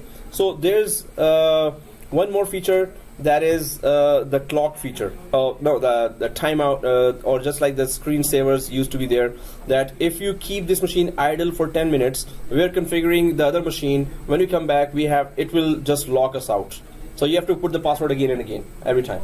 So let's unlock the machine permanently. So right click. Do we all see this Windows icon? Right click on it like this. When you right click, the options are there, right? So when you go way up, do you see power options? Okay, power options. And on the power options, do you see change plan settings? Change plan settings? Is this there? There, but I'm looking for change plan settings. Oh, on the right side? Oh, okay, yeah. Change plan settings. Yeah. And then click the change plan settings. Click the change plan settings, so this window will come, right? Yeah. Okay, so slightly change this 10 minutes to never. Just slightly. Okay, so just go for never and that's it. Save changes. Already done by everyone? Okay, so save changes here, and well, now it's gonna be locking us out anymore. Definitely don't do it in the production environment. If your machine is up and unlocked, and you do it in the production? Yeah. So if we are configuring information, we have to come back and forth. Then at that time. Yeah, exactly. You're right about that. Especially our laptops for system administrators which are connected. So you went to another desk and your laptop is still open. So somebody who wants you fired will just come to your laptop and do all kinds of stuff. Shut down 10 servers, that 10,000 computer employees are connected to that, and it's done from your laptop, from your account which is open. So yeah, when my boss used to discover that anyone's machine is open, so he would just go to the Outlook and email the whole group that coffee on me. So on the break, come to me and so we all you know, then understand, okay, yeah, he's not gonna give us coffee, but his desktop was found like that. So anyway, so this is critical. And okay, let's go ahead for another very important feature here. So do you see the white area on the virtual machine? Right click on this. Do you see the settings area here? Settings area, so click that. Now there's a feature called shared folder. So if you see the options tab here, click that. Options tab, do you see shared folder? Everyone sees that, right? Shared folders. So what it does is, it opens a window between the host Windows 10 and guest virtual machine. So you can copy back and forth any software between the host C drive and the virtual machine C drive. So we're going to see that as well now. So, but shared folders here, go for always enabled, and go for map as a network drive in Windows guests. Select both these options, right? Once they are selected, go for add. Now you're going to add a folder or a drive inside your host machine, physical desktop machine. So click add. This wizard opens. Next, the host path. Now if you click browse, it's going to take you inside your desktop, your physical machine, C drive and shared folder. So keep going down. Is it open for everyone? Yeah. Right? So if we keep going down, so you should be seeing C and D or C and E, right? So we can just give the path of C, or we can give the path of any folder, downloads folder, ISO folder if you want. But let's keep it on C drive here. You want the SSD? You can give the path for there as well. The main thing is that whichever drive it is connected to now, you have to put the software in that drive to be copied inside the virtual machine. No, C. Go for C drive. SSD is, I think, E or D drive, right? Yeah, so go for C. C has the ISO folder. Oh, it's not there? Strange. We have SSD. Local disk. Okay, its name is local disk. Go for local disk. You don't see a local disk? If you don't see, just go for Local disk is the operating system. yeah. So that's the C drive. Drive letter should be C in the end like this, right? Drive letter should be C at the end. Yeah. If it's there, Why do so you want to give? Why do you want it's not compulsory. Okay. You can give D drive as well, SSD drive as well if you want. You just have to put the software. Whenever I say, oh, put the Citrix software inside the virtual machine number 2, so you have to, it is mounted to D drive now, right? So you have to put that software first in D drive, and then otherwise that software is already should be there in C drive. Okay, so you can just click E then. It's okay. E is also okay, guys. So in my case, this is a laptop and all my software is inside D drive actually. So I'm just gonna keep it D in my case. But we get the concept here that you wanna put any software inside and copy it inside the virtual machine. So this is the physical host drive that you should be putting the software later. So once D or E or C is selected, is it selected? Okay, so next, enable this share, keep this option there, and leave the read only. Yeah, sure. Yeah, click OK and next. So do you see this option, right? So keep it like that, no changes here. We don't want it read only because we want to copy back and forth software from here to there and there to here. So click finish here. So it should look like this now, this screen, and press OK. Let's test it as well. Press OK. So how do we test it? Let's go to the yellow folder or File Explorer. Let's go to the File Explorer, right? So of the virtual machine, File Explorer of the virtual machine, exactly. Do you see a Z drive there now? Z drive? Oh yeah, Z drive. So double click that Z drive. If you double click that Z drive, yeah, whatever you mounted there should be showing there, right? Yeah. So, but if you go inside that, double click that as well. Now you're gonna see the folders that are in the physical desktop, right? Again, the purpose is if you want to copy from anything from physical desktop, just put it in that mounted drive. And this is the inside of virtual machine that we're watching right now, right? This is the inside of virtual machine here.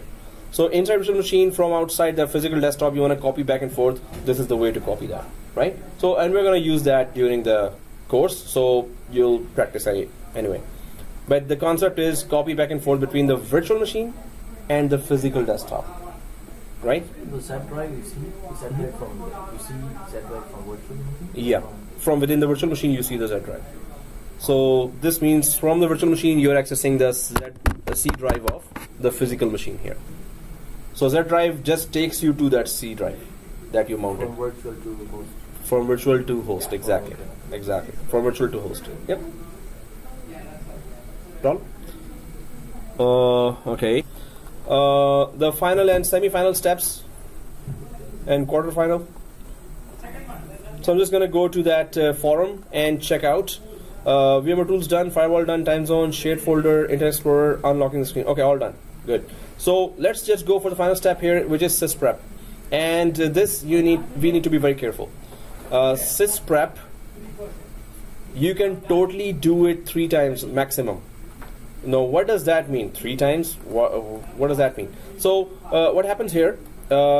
If you have shut down the machine with sysprep, so we're going to do that now. You're going to see that once you start sysprep, then you have an option. You can restart the machine, or you can shut down the machine. We're going to permanently shut it down.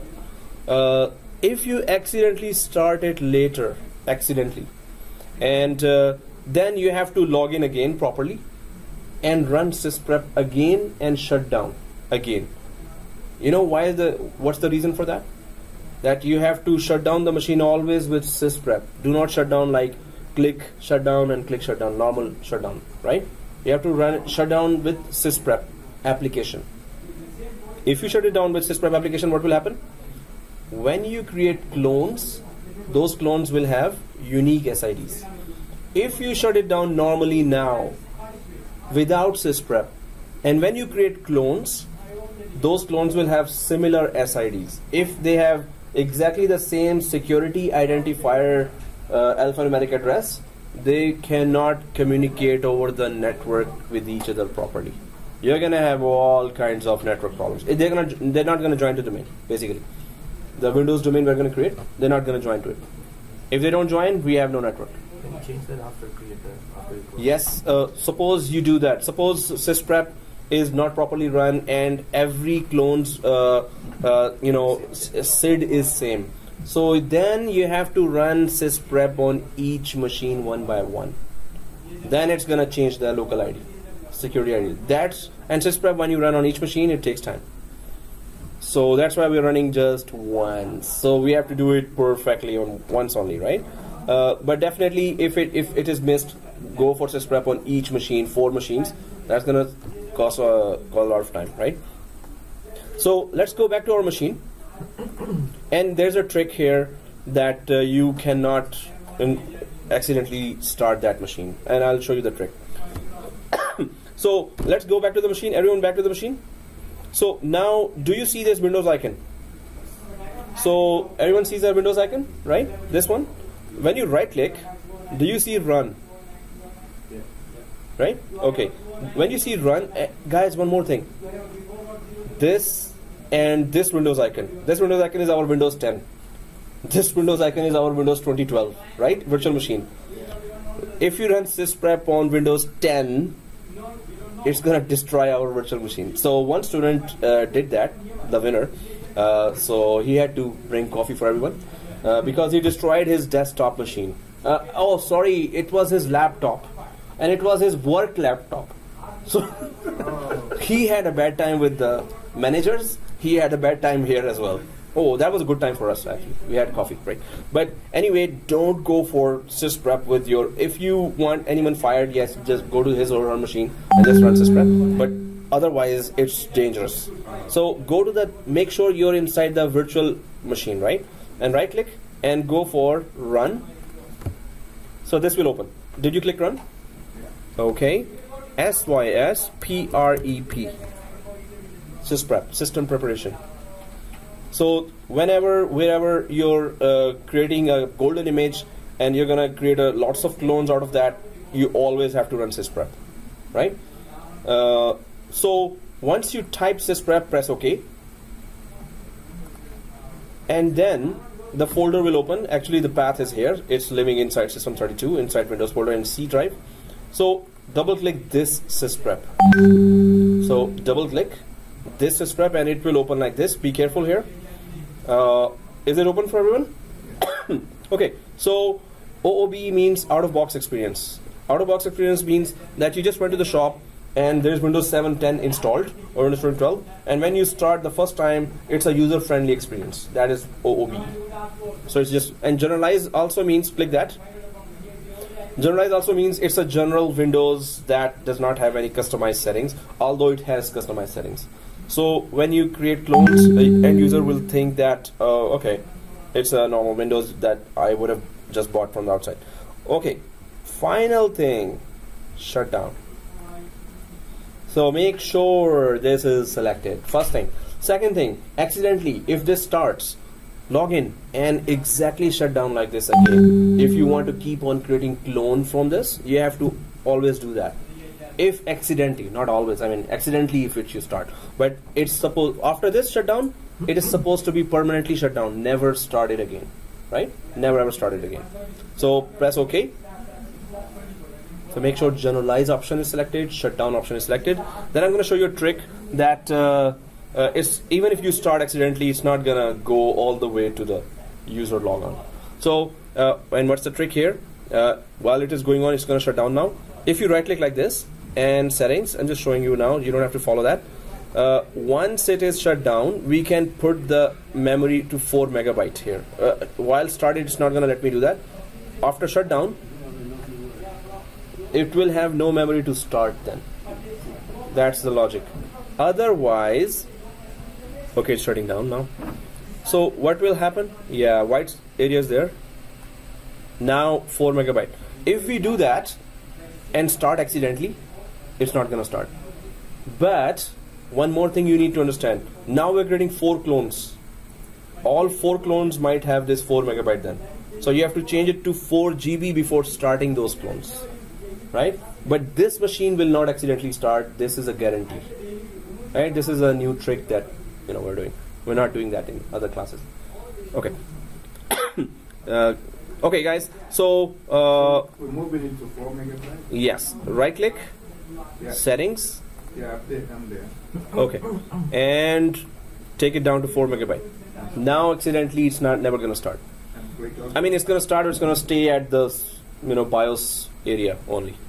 So that's not going to hurt it. So press OK here, guys. Now let's create our at least 3 clones now. So everyone has created this machine? Everyone is shut down? It's shut down. Yeah. It's shut down, right?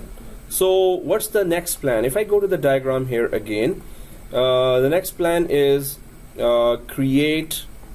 So this run sysrep is done, permanently shut down. We discussed. Now we are doing this part, create 3 clones. Let's create these 3 clones. Then the next procedure is configure all 3 clones with static IP and rename the machines and activate them. And this is that diagram this is diagram we're gonna follow, where the virtual machine name is Citrix DC, first one. Second one is Citrix MEM01. Second is Citrix MEM02. And the IP addresses are 192.168.200.1. I'm gonna show you the whole thing, right? But I'm just showing here. Then we're gonna do it together. So let's go create our 3 clones here. So everyone sees the template machine on the left side, which is shut down now. So right click here and be careful. Right click on the template machine. Go to manage. Just a minute. Yep. It is still shutting down? No, it's shut down, but how do we see the template? Oh, on the left side? Yeah. Oh, you don't have the left side column here, like this? Yeah. You don't have that? So can you select this option, this button? Oh, so can you select this button here, as shown in the... Yeah, if you click that, mine is selected. it is selected? Yeah. Okay, let me check that. It's not showing any machine on the left side? Oh yeah. So this button, yeah. Now you see on the left side, that machine. No, this template machine. Click that and right click. Sir. Oh, right there. So this machine, we click that and right click. So you have no. So I'm going to show you now. Yep. think setting. No, manage. So manage. So guys, I'm recording that, right? Numbers are moving. Yeah, good. Okay, so right click, template, manage, and clone. Everyone there? Yeah. Yeah, right? So clone. Now here, we're creating the first clone, right? It's the first clone wizard. Next, nothing here. The current state in the virtual machine, creating a link clone. So nothing here as well. We cannot select anything, right? So next. Now here, either we create a link clone or a full clone. Full clone is a independent virtual machine. Link clone depends on this template machine for its running. We don't need a dependent virtual machine. We need an independent virtual machine that runs like any other separate server, right? So link clone also uses less space and less RAM and less disk, but we need a lot of RAM at least and a lot of processing here and disk. So that's why we need full clone. So everyone selected full clone? Yeah. Now next, guys, be careful here. We're gonna name it according to that slide name. So the first machine name is Citrix DC, right? Citrix DC. So I'm just gonna minimize that. Here, just go straight, select everything or delete everything on the top, not the bottom one. Citrix mem. Oh, Citrix DC. Sorry, Citrix DC. So first machine name is Citrix DC dash your first name, or part of your name. Citrix DC dash part of your name, right? Citrix DC dash part of your name. If don't touch the below option, otherwise there will be no security. If you don't touch it, it's gonna be secure. So Citrix DC dash your any part of your name and click finish, right? Okay, cloning.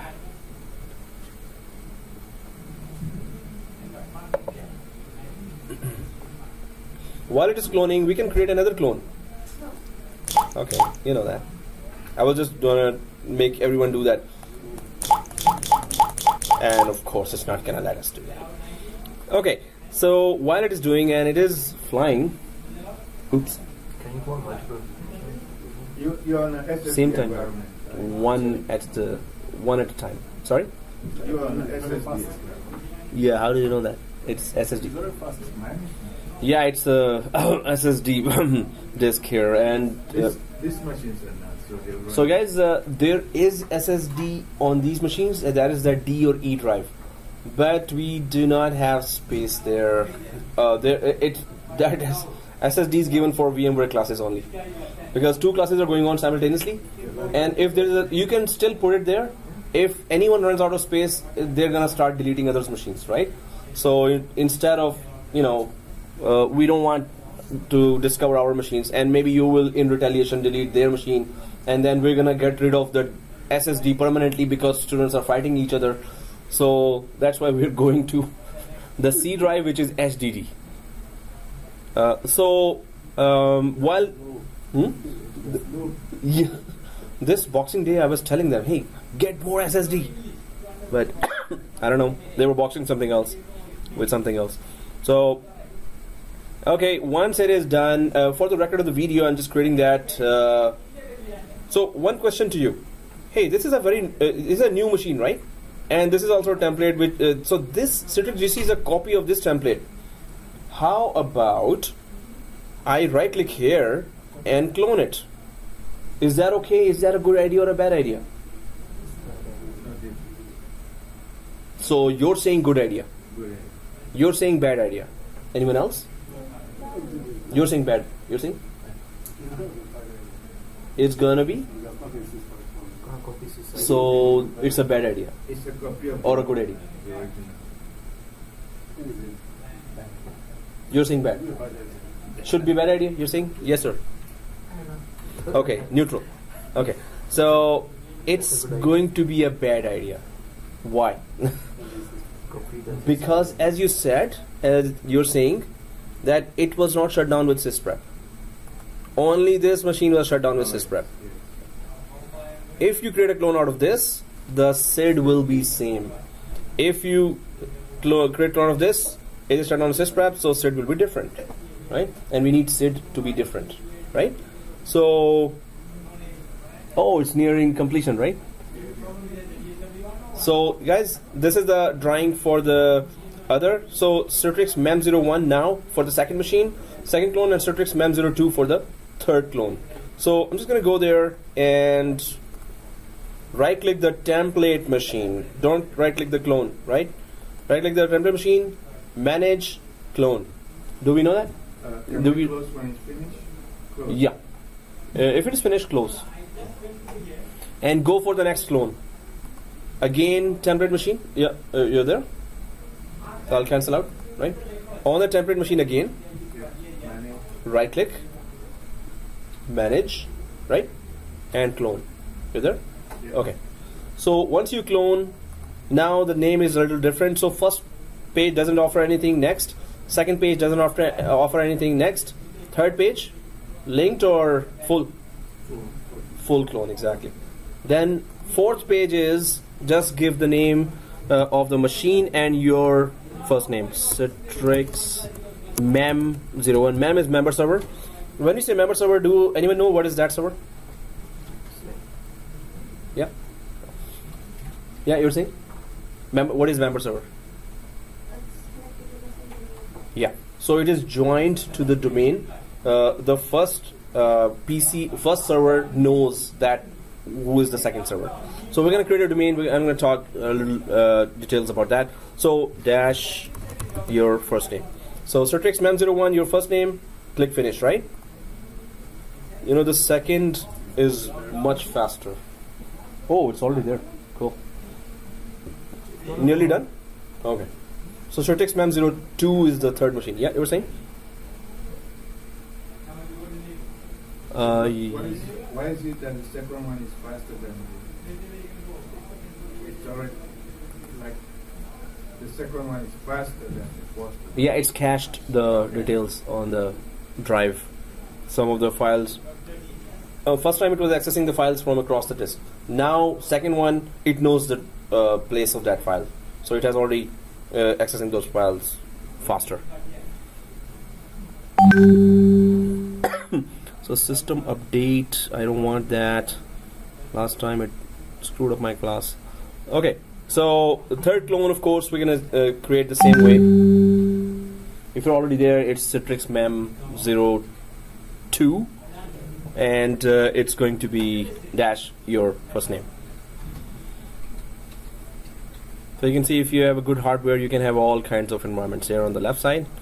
MCSA, Office 65, Citrix Now, VCP, yeah, all the labs here. And these colleges, other colleges, there are many labs inside. SharePoint and Hyper-V. Yeah, this is one lab. Was 24 GB and 1 terabyte SSD and quad core processor i7. Yeah, you were saying? Oh, this is my laptop, right? So I created all the because I have a good hardware, and that's what I'm saying. Get a good hardware ASAP, or think about it, plan about it at least, right? I got it in installments from Best Buy, so it was 1,400. So in 1 year, I gave it in 200 per month, right? But I started using that right away, and then I upgraded it to SSD and everything. So it costed like nearly 3,000. But you know, you don't have to spend all that money first time. But some prefer to spend it first time, so it's okay. Yeah, so third clone, template, right click, manage, clone. Now we know the drill. So next, full clone, next, third clone. So it's Citrix Mem02 dash first name. Right, everyone there already? Yeah, mine is almost. Okay, and this, yeah, Citrix Mem02, right? Done? Done? Okay, third one, right? Cool. So click finish. Do we need to do third? M03? We're gonna create that later. because right now we're gonna start all three. So if you start all four, you're gonna say, oh man, you said these machines are fast. They're not that fast. So we have I don't want you to scare. 1, 2, 3 clones, right? Yeah. So if it is done, start all three clones. And leave the original machine. Yes, but when you start, did you start already? No, yeah. Do you remember one thing to do? Change the memory from 4 megabyte to 4 gigabyte. Change the memory. So, and it can only be done if the clones are shut down, in a shutdown state. So before starting, go to the right click this place, go to settings, and then just add the memory from 4 megabyte to 4 GB. As soon as this is done, I'm going to do that too. But all three clones, we need to upgrade the memory from 4 megabyte to 4 gigabyte by that, memory bar. So if your cloning is done, you can just change the memory now and start the machines, right?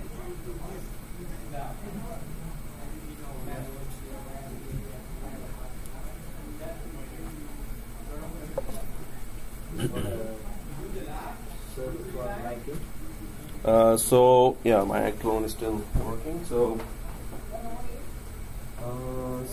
no, that's a template machine, right? So we don't want to change that. So and even click that cross icon. So now only your machine is there. So right click here, settings. Yeah, manage settings. Yeah, and yeah, from 4 MB to 4. Oh, this it has to be exactly 4 GB. Yeah, 4096. That's okay. Second machine. So start this machine, then go for second machine, 4 GB. Oh, power on machine. Click that. While it is starting, we don't have to wait for that. We can go to the second. Is that restart? So right click. And say 4 MB to 4 GB. So guys, make sure it is 4096 exactly, right? Yeah, you went to BIOS? Okay. Can you try to Google which is the button to go to BIOS in Lenovo Yoga? Okay. Because maybe it's F2, maybe it's F12, maybe it's F10, maybe it's delete. Okay, clone done. Or not. Or yes. Or not. Seriously. Hello? Hello? Knock, knock, knock. Oh, there it is again. Okay, closed. Now I'm just gonna go for Citrix DC first. I'll click that. I'll close this template so it's not in my way. Citrix DC, right click like this, settings. It is shut down, so that's why I'm able to change its memory back to 4096 here. Make sure it's 4096 or it's exactly on the spot. So press OK here and power on virtual machine. Then second virtual machine, right click, settings, 4 megabyte to 4 gigabyte 4096. Press OK, power on. Then the third machine, right click, settings, and 4 GB 4096, power on. So has everyone started those machines, right? Yeah. All three machines needs to be started, right? And memory changed, right? Okay. So Citrix DC starting, if it's going to start as if you're installing a new machine, but it's only going to ask for keyboard, mouse, and it's going to ask for the password, a license agreement and password. So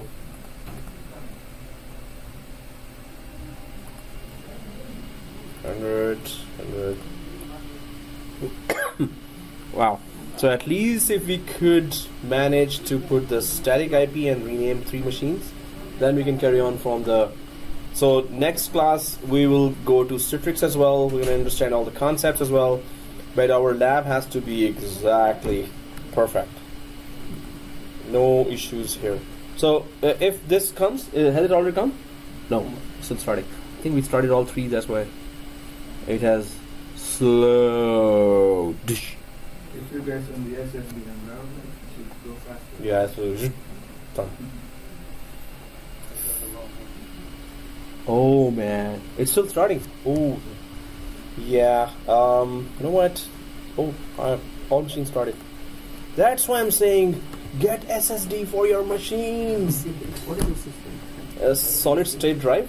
You can change in that SSD? Yeah. If your laptop has HDD, change it to SSD. No, all has, I think, 2006. Laptop. Oh. Running up to the version Windows 10. Yeah, it's not upgradable. I think more than 16 GB, right? Yeah. Even in 16 GB, you can try to run it. One student here is running on 16 GB. Maximum 4 GB. Oh, no, no way. So SSD is a hard Solid state drive. It's It's just like drive. RAM is upgradable to 4 GB, right? No, it's not good for this lab. So solid state drive has huge read and write speed. So when the software is running, if it's trying to open something on the hard disk, it's going to be much faster because the read and write is very fast, very fast. So, but HDD has much slower read and write speed when the software is starting. Exactly. Definitely, it's and it's chip based. If you have SSD and your laptop, drops from this height, SSD the data is saved. Even if you throw your laptop like this and the other guy catches, so while Windows is running in SSD, it is safe. Try not to do that, but just trust me. But you can try it at home as well. Okay, so oh wow, okay. I think that was a better idea to start all 3 machines. For the record of the video, I'm just going to show you now, but we have to be on the same page here, because here we're going to build the whole Citrix environment. And okay, well, when you reach here, you have to click next. There is no option here. Yeah, no other option, right? So see this, click next, nothing here to change. And the next is I accept. That's all. I accept. No, please don't decline. And the class password you have to give to these new machines. The class password you need to give to these new machines. Click finito. So it should come here. If it is coming here, I'll go to the next machine here. Click next here as well. Second machine. I accept second machine as well. And class password on the second machine as well. Finish. And the third machine, next. I accept class password on the third machine as well until it reaches that gray screen here, right? So did you log into any of the screen? First one is okay, right? Okay, good. Then second, then third. Looks like we will only be able to do this one today.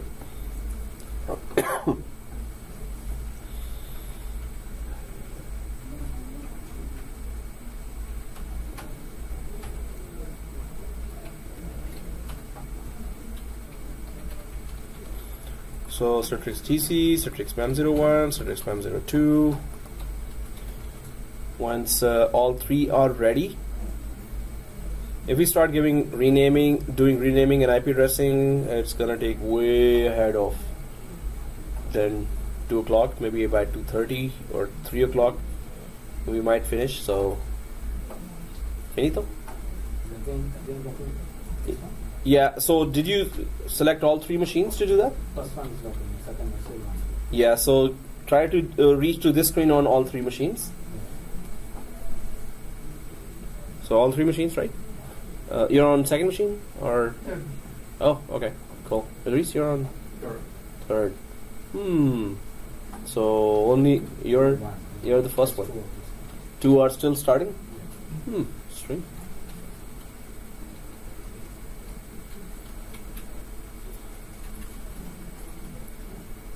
Well, oh, your first one is done, right? Yeah. You can log in from there. So guys, just log in from only first machine If you're done for the third one as well, just log in from first machine only. And yes, please recreate the whole environment at home as well. You need VMware Workstation at home and Windows 2012 R2 for now. You give us the firmware to do that one? Sorry? Are we going to get the firmware to do? Yeah, freeware. Yeah, you're gonna. On your site? Oh, the VMware Workstation is 30 days trial. This is an official VMware Academy. Yes, the software of VMware with 2-year key is available for VMware students only. How much? Oh, that's VMware. Who is VMware? Who is doing a VMware course, right? So if you're in the VMware course, then you can get a VMware Workstation software for 1 year. So how do we install VMware Workstation? If you don't have it, how do we practice at home? Resume, and if this message comes, just cancel. Oh, well, there was a window with OK or cancel, so just cancel that window. First Windows logged in. Yeah, so first machine, everyone logged into first machine? Yes. Everyone? So do you see local server there on the first machine? If you are logged in, you should be seeing on the left side local server. Everyone sees that? Yeah. Okay. So local server on the first machine. Sign out. Did you sign in? No. Sign in? Yeah, sign in. No. It's not letting you? Firewall is off. Yeah. We just need to rename, give the static IP and rename the machine. And I think it's 2 o'clock, so you can shut down the rest. But let's go for your log in now. Yeah. Okay. Are you seeing the So, server manager? You're seeing the server manager, right? Do you see the local server? yes, logged in. Okay. Guys, if you have done the other machines, just shut them down for now. Second and third machine we're gonna configure next class. Shut down third machine. Right click like this.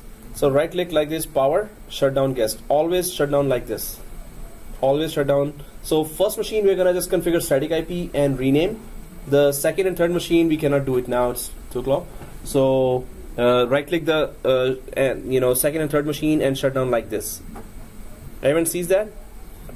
Sees this? That how to shut down? So right click, power, shut down guest.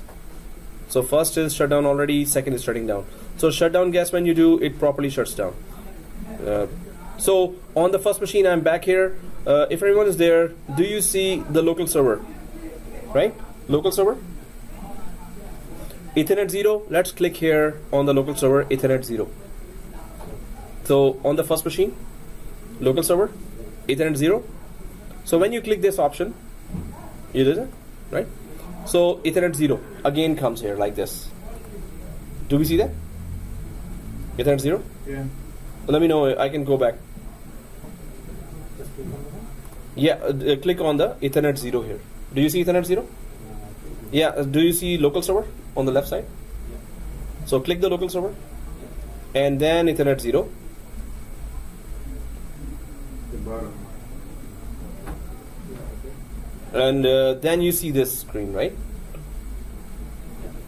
So then you double click this and you should see this, right? So click properties. Do we see properties? Okay guys, here uncheck V6 like this one, uncheck V6 and double click V4. Oh, somebody's having a rice. Oh, biryani. Oh, okay, so yeah. Oh my god. I'm like, ugh, serious, it's 2 o'clock. Could you just stop it? Be careful, man. Yeah, could you stop eating that? Okay, so V4, double click that. Now, do we see this screen?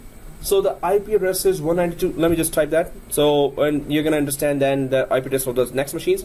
192.168.200.1 is the IP address of the first machine, Citrix DC.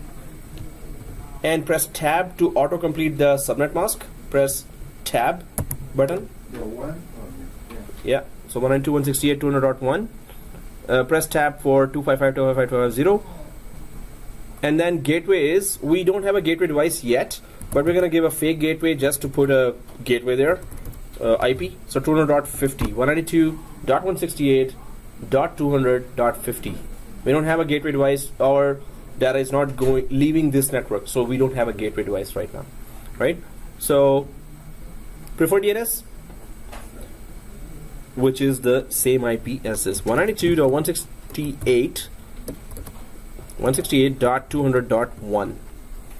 So your IP for the first machine should look like this. We plan to deploy DNS on the first server. That's why, suppose in our environment, if we had 50 machines or if we had 1000 machines, all their preferred DNS will always be 1, because we are installing the DNS role only on this machine whose IP is 1, right? So that's why preferred DNS is always the same. If you have 2 DNS servers, the alternate DNS server comes here, and all the thousands of machines get the same preferred DNS, same gateway, same subnet mask, and same preferred DNS, right? But only this changes one by one, right? So once this is done, let's rename the machine as well, right? Press OK.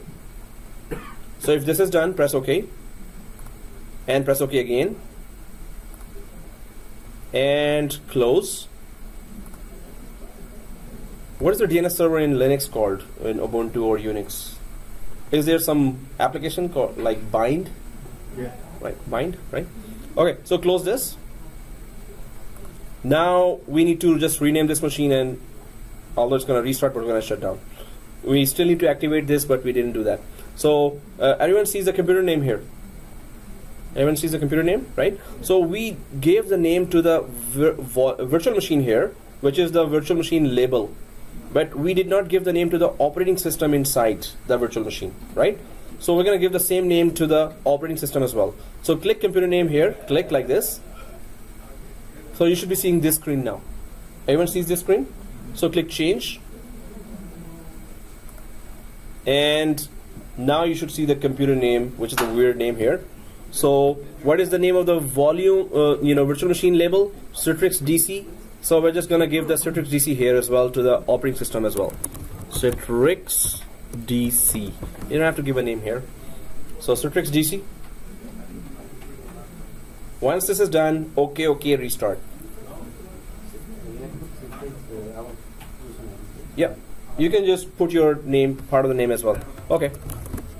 Well, I'll just go for Amr. So Citrix DC dash your name. So you would always know that when you're starting the machine, you're not starting the wrong machines. So once this is done, press OK, then OK, and restart. Oh, yeah, the name has to be, less letters. Is it 4 or 5 letters only, right? Okay. So because after 15 letters, it's not gonna accept more letters there. So press OK here, right? So give a very small part of your name. So press OK. It's going to give this message: you must restart your computer to apply these changes. Press OK again. When you rename the machine, you have to restart, right? So close. Instead of closing, because we need to activate, and this is our longer steps, and there's 2 o'clock is already done. So let's just right click and shut down the machine instead of restarting. The name will effectively be changed when we next time start this machine. The name would already have changed. Then we're going to configure the server 2 and 3, and we're going to go on with Active Directory. So guys, right click here. Do you see this Windows icon here? Windows icon. So here, when you see shutdown or sign out, select shutdown. We're not restarting because that's it, time is up. So shut down. Normally, so if this message comes on servers, it's always they all ask the reason why are you shutting down or why are you restarting. So just whatever is selected here, we can just click continue here. It's a private lab, we don't have to worry about that. So continue.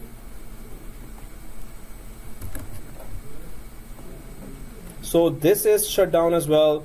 Now for next Saturday, please be sharply here at 10 so we could start on time, because we have a lot to cover. This is just a start, and we have to understand that we're going to go in depth and we're going to go step by step. We have to make sure we are understanding first, right? If you're not understanding and click has no value then. The click you can do from YouTube as well, right? But here we came here to understand the whole thing, right?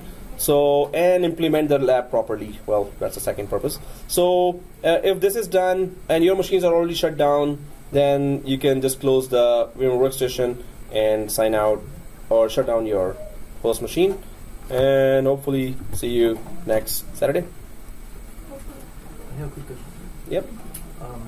You select the VLAN like text server, right? Then you create VMnet 10, yeah. Yeah. So you give the IP address 192.168.200.1. That's VLAN. So it has nothing to do with that VLAN. So see this. In fact, this question, Citrix, we have created 3 machines, right? Okay. So right-click the first machine, settings, and if I go to network, VMnet 10 is there. So all 3 machines should have the same. VLAN. Yeah. If I go to the second machine, VMnet 10 is there because it was cloned from the same template, right? Okay. So now when you give an IP, it's going to ping the second machine. Later we're going to give the IP to the second machine as 192.168.200.2. Third machine IP will be 192.168.200.3, right? Because they are on same VMnet 10, they will be able to ping each other. They will be able to exchange files with each other. If I change the VLAN here, third machine VMnet 3, if I do that, what will happen? So these 2 machines will communicate, but these 2 will not be able to communicate with the third machine. So can you give any IP other than? Yeah. This is just random IP. Okay. You can give 192.168.0.1. So you can give like 10.10.10. 10 as well, 132.16 as well. These are private ranges, we can choose anything. Yeah. Yeah, inside the machine, and they're not going outside because we have, exactly that option of VMnet 10. It's not gonna let these machines go outside to the internet or to the physical network. It's not gonna. It's a private network here, right? So, and that's what we want. It should be a private network.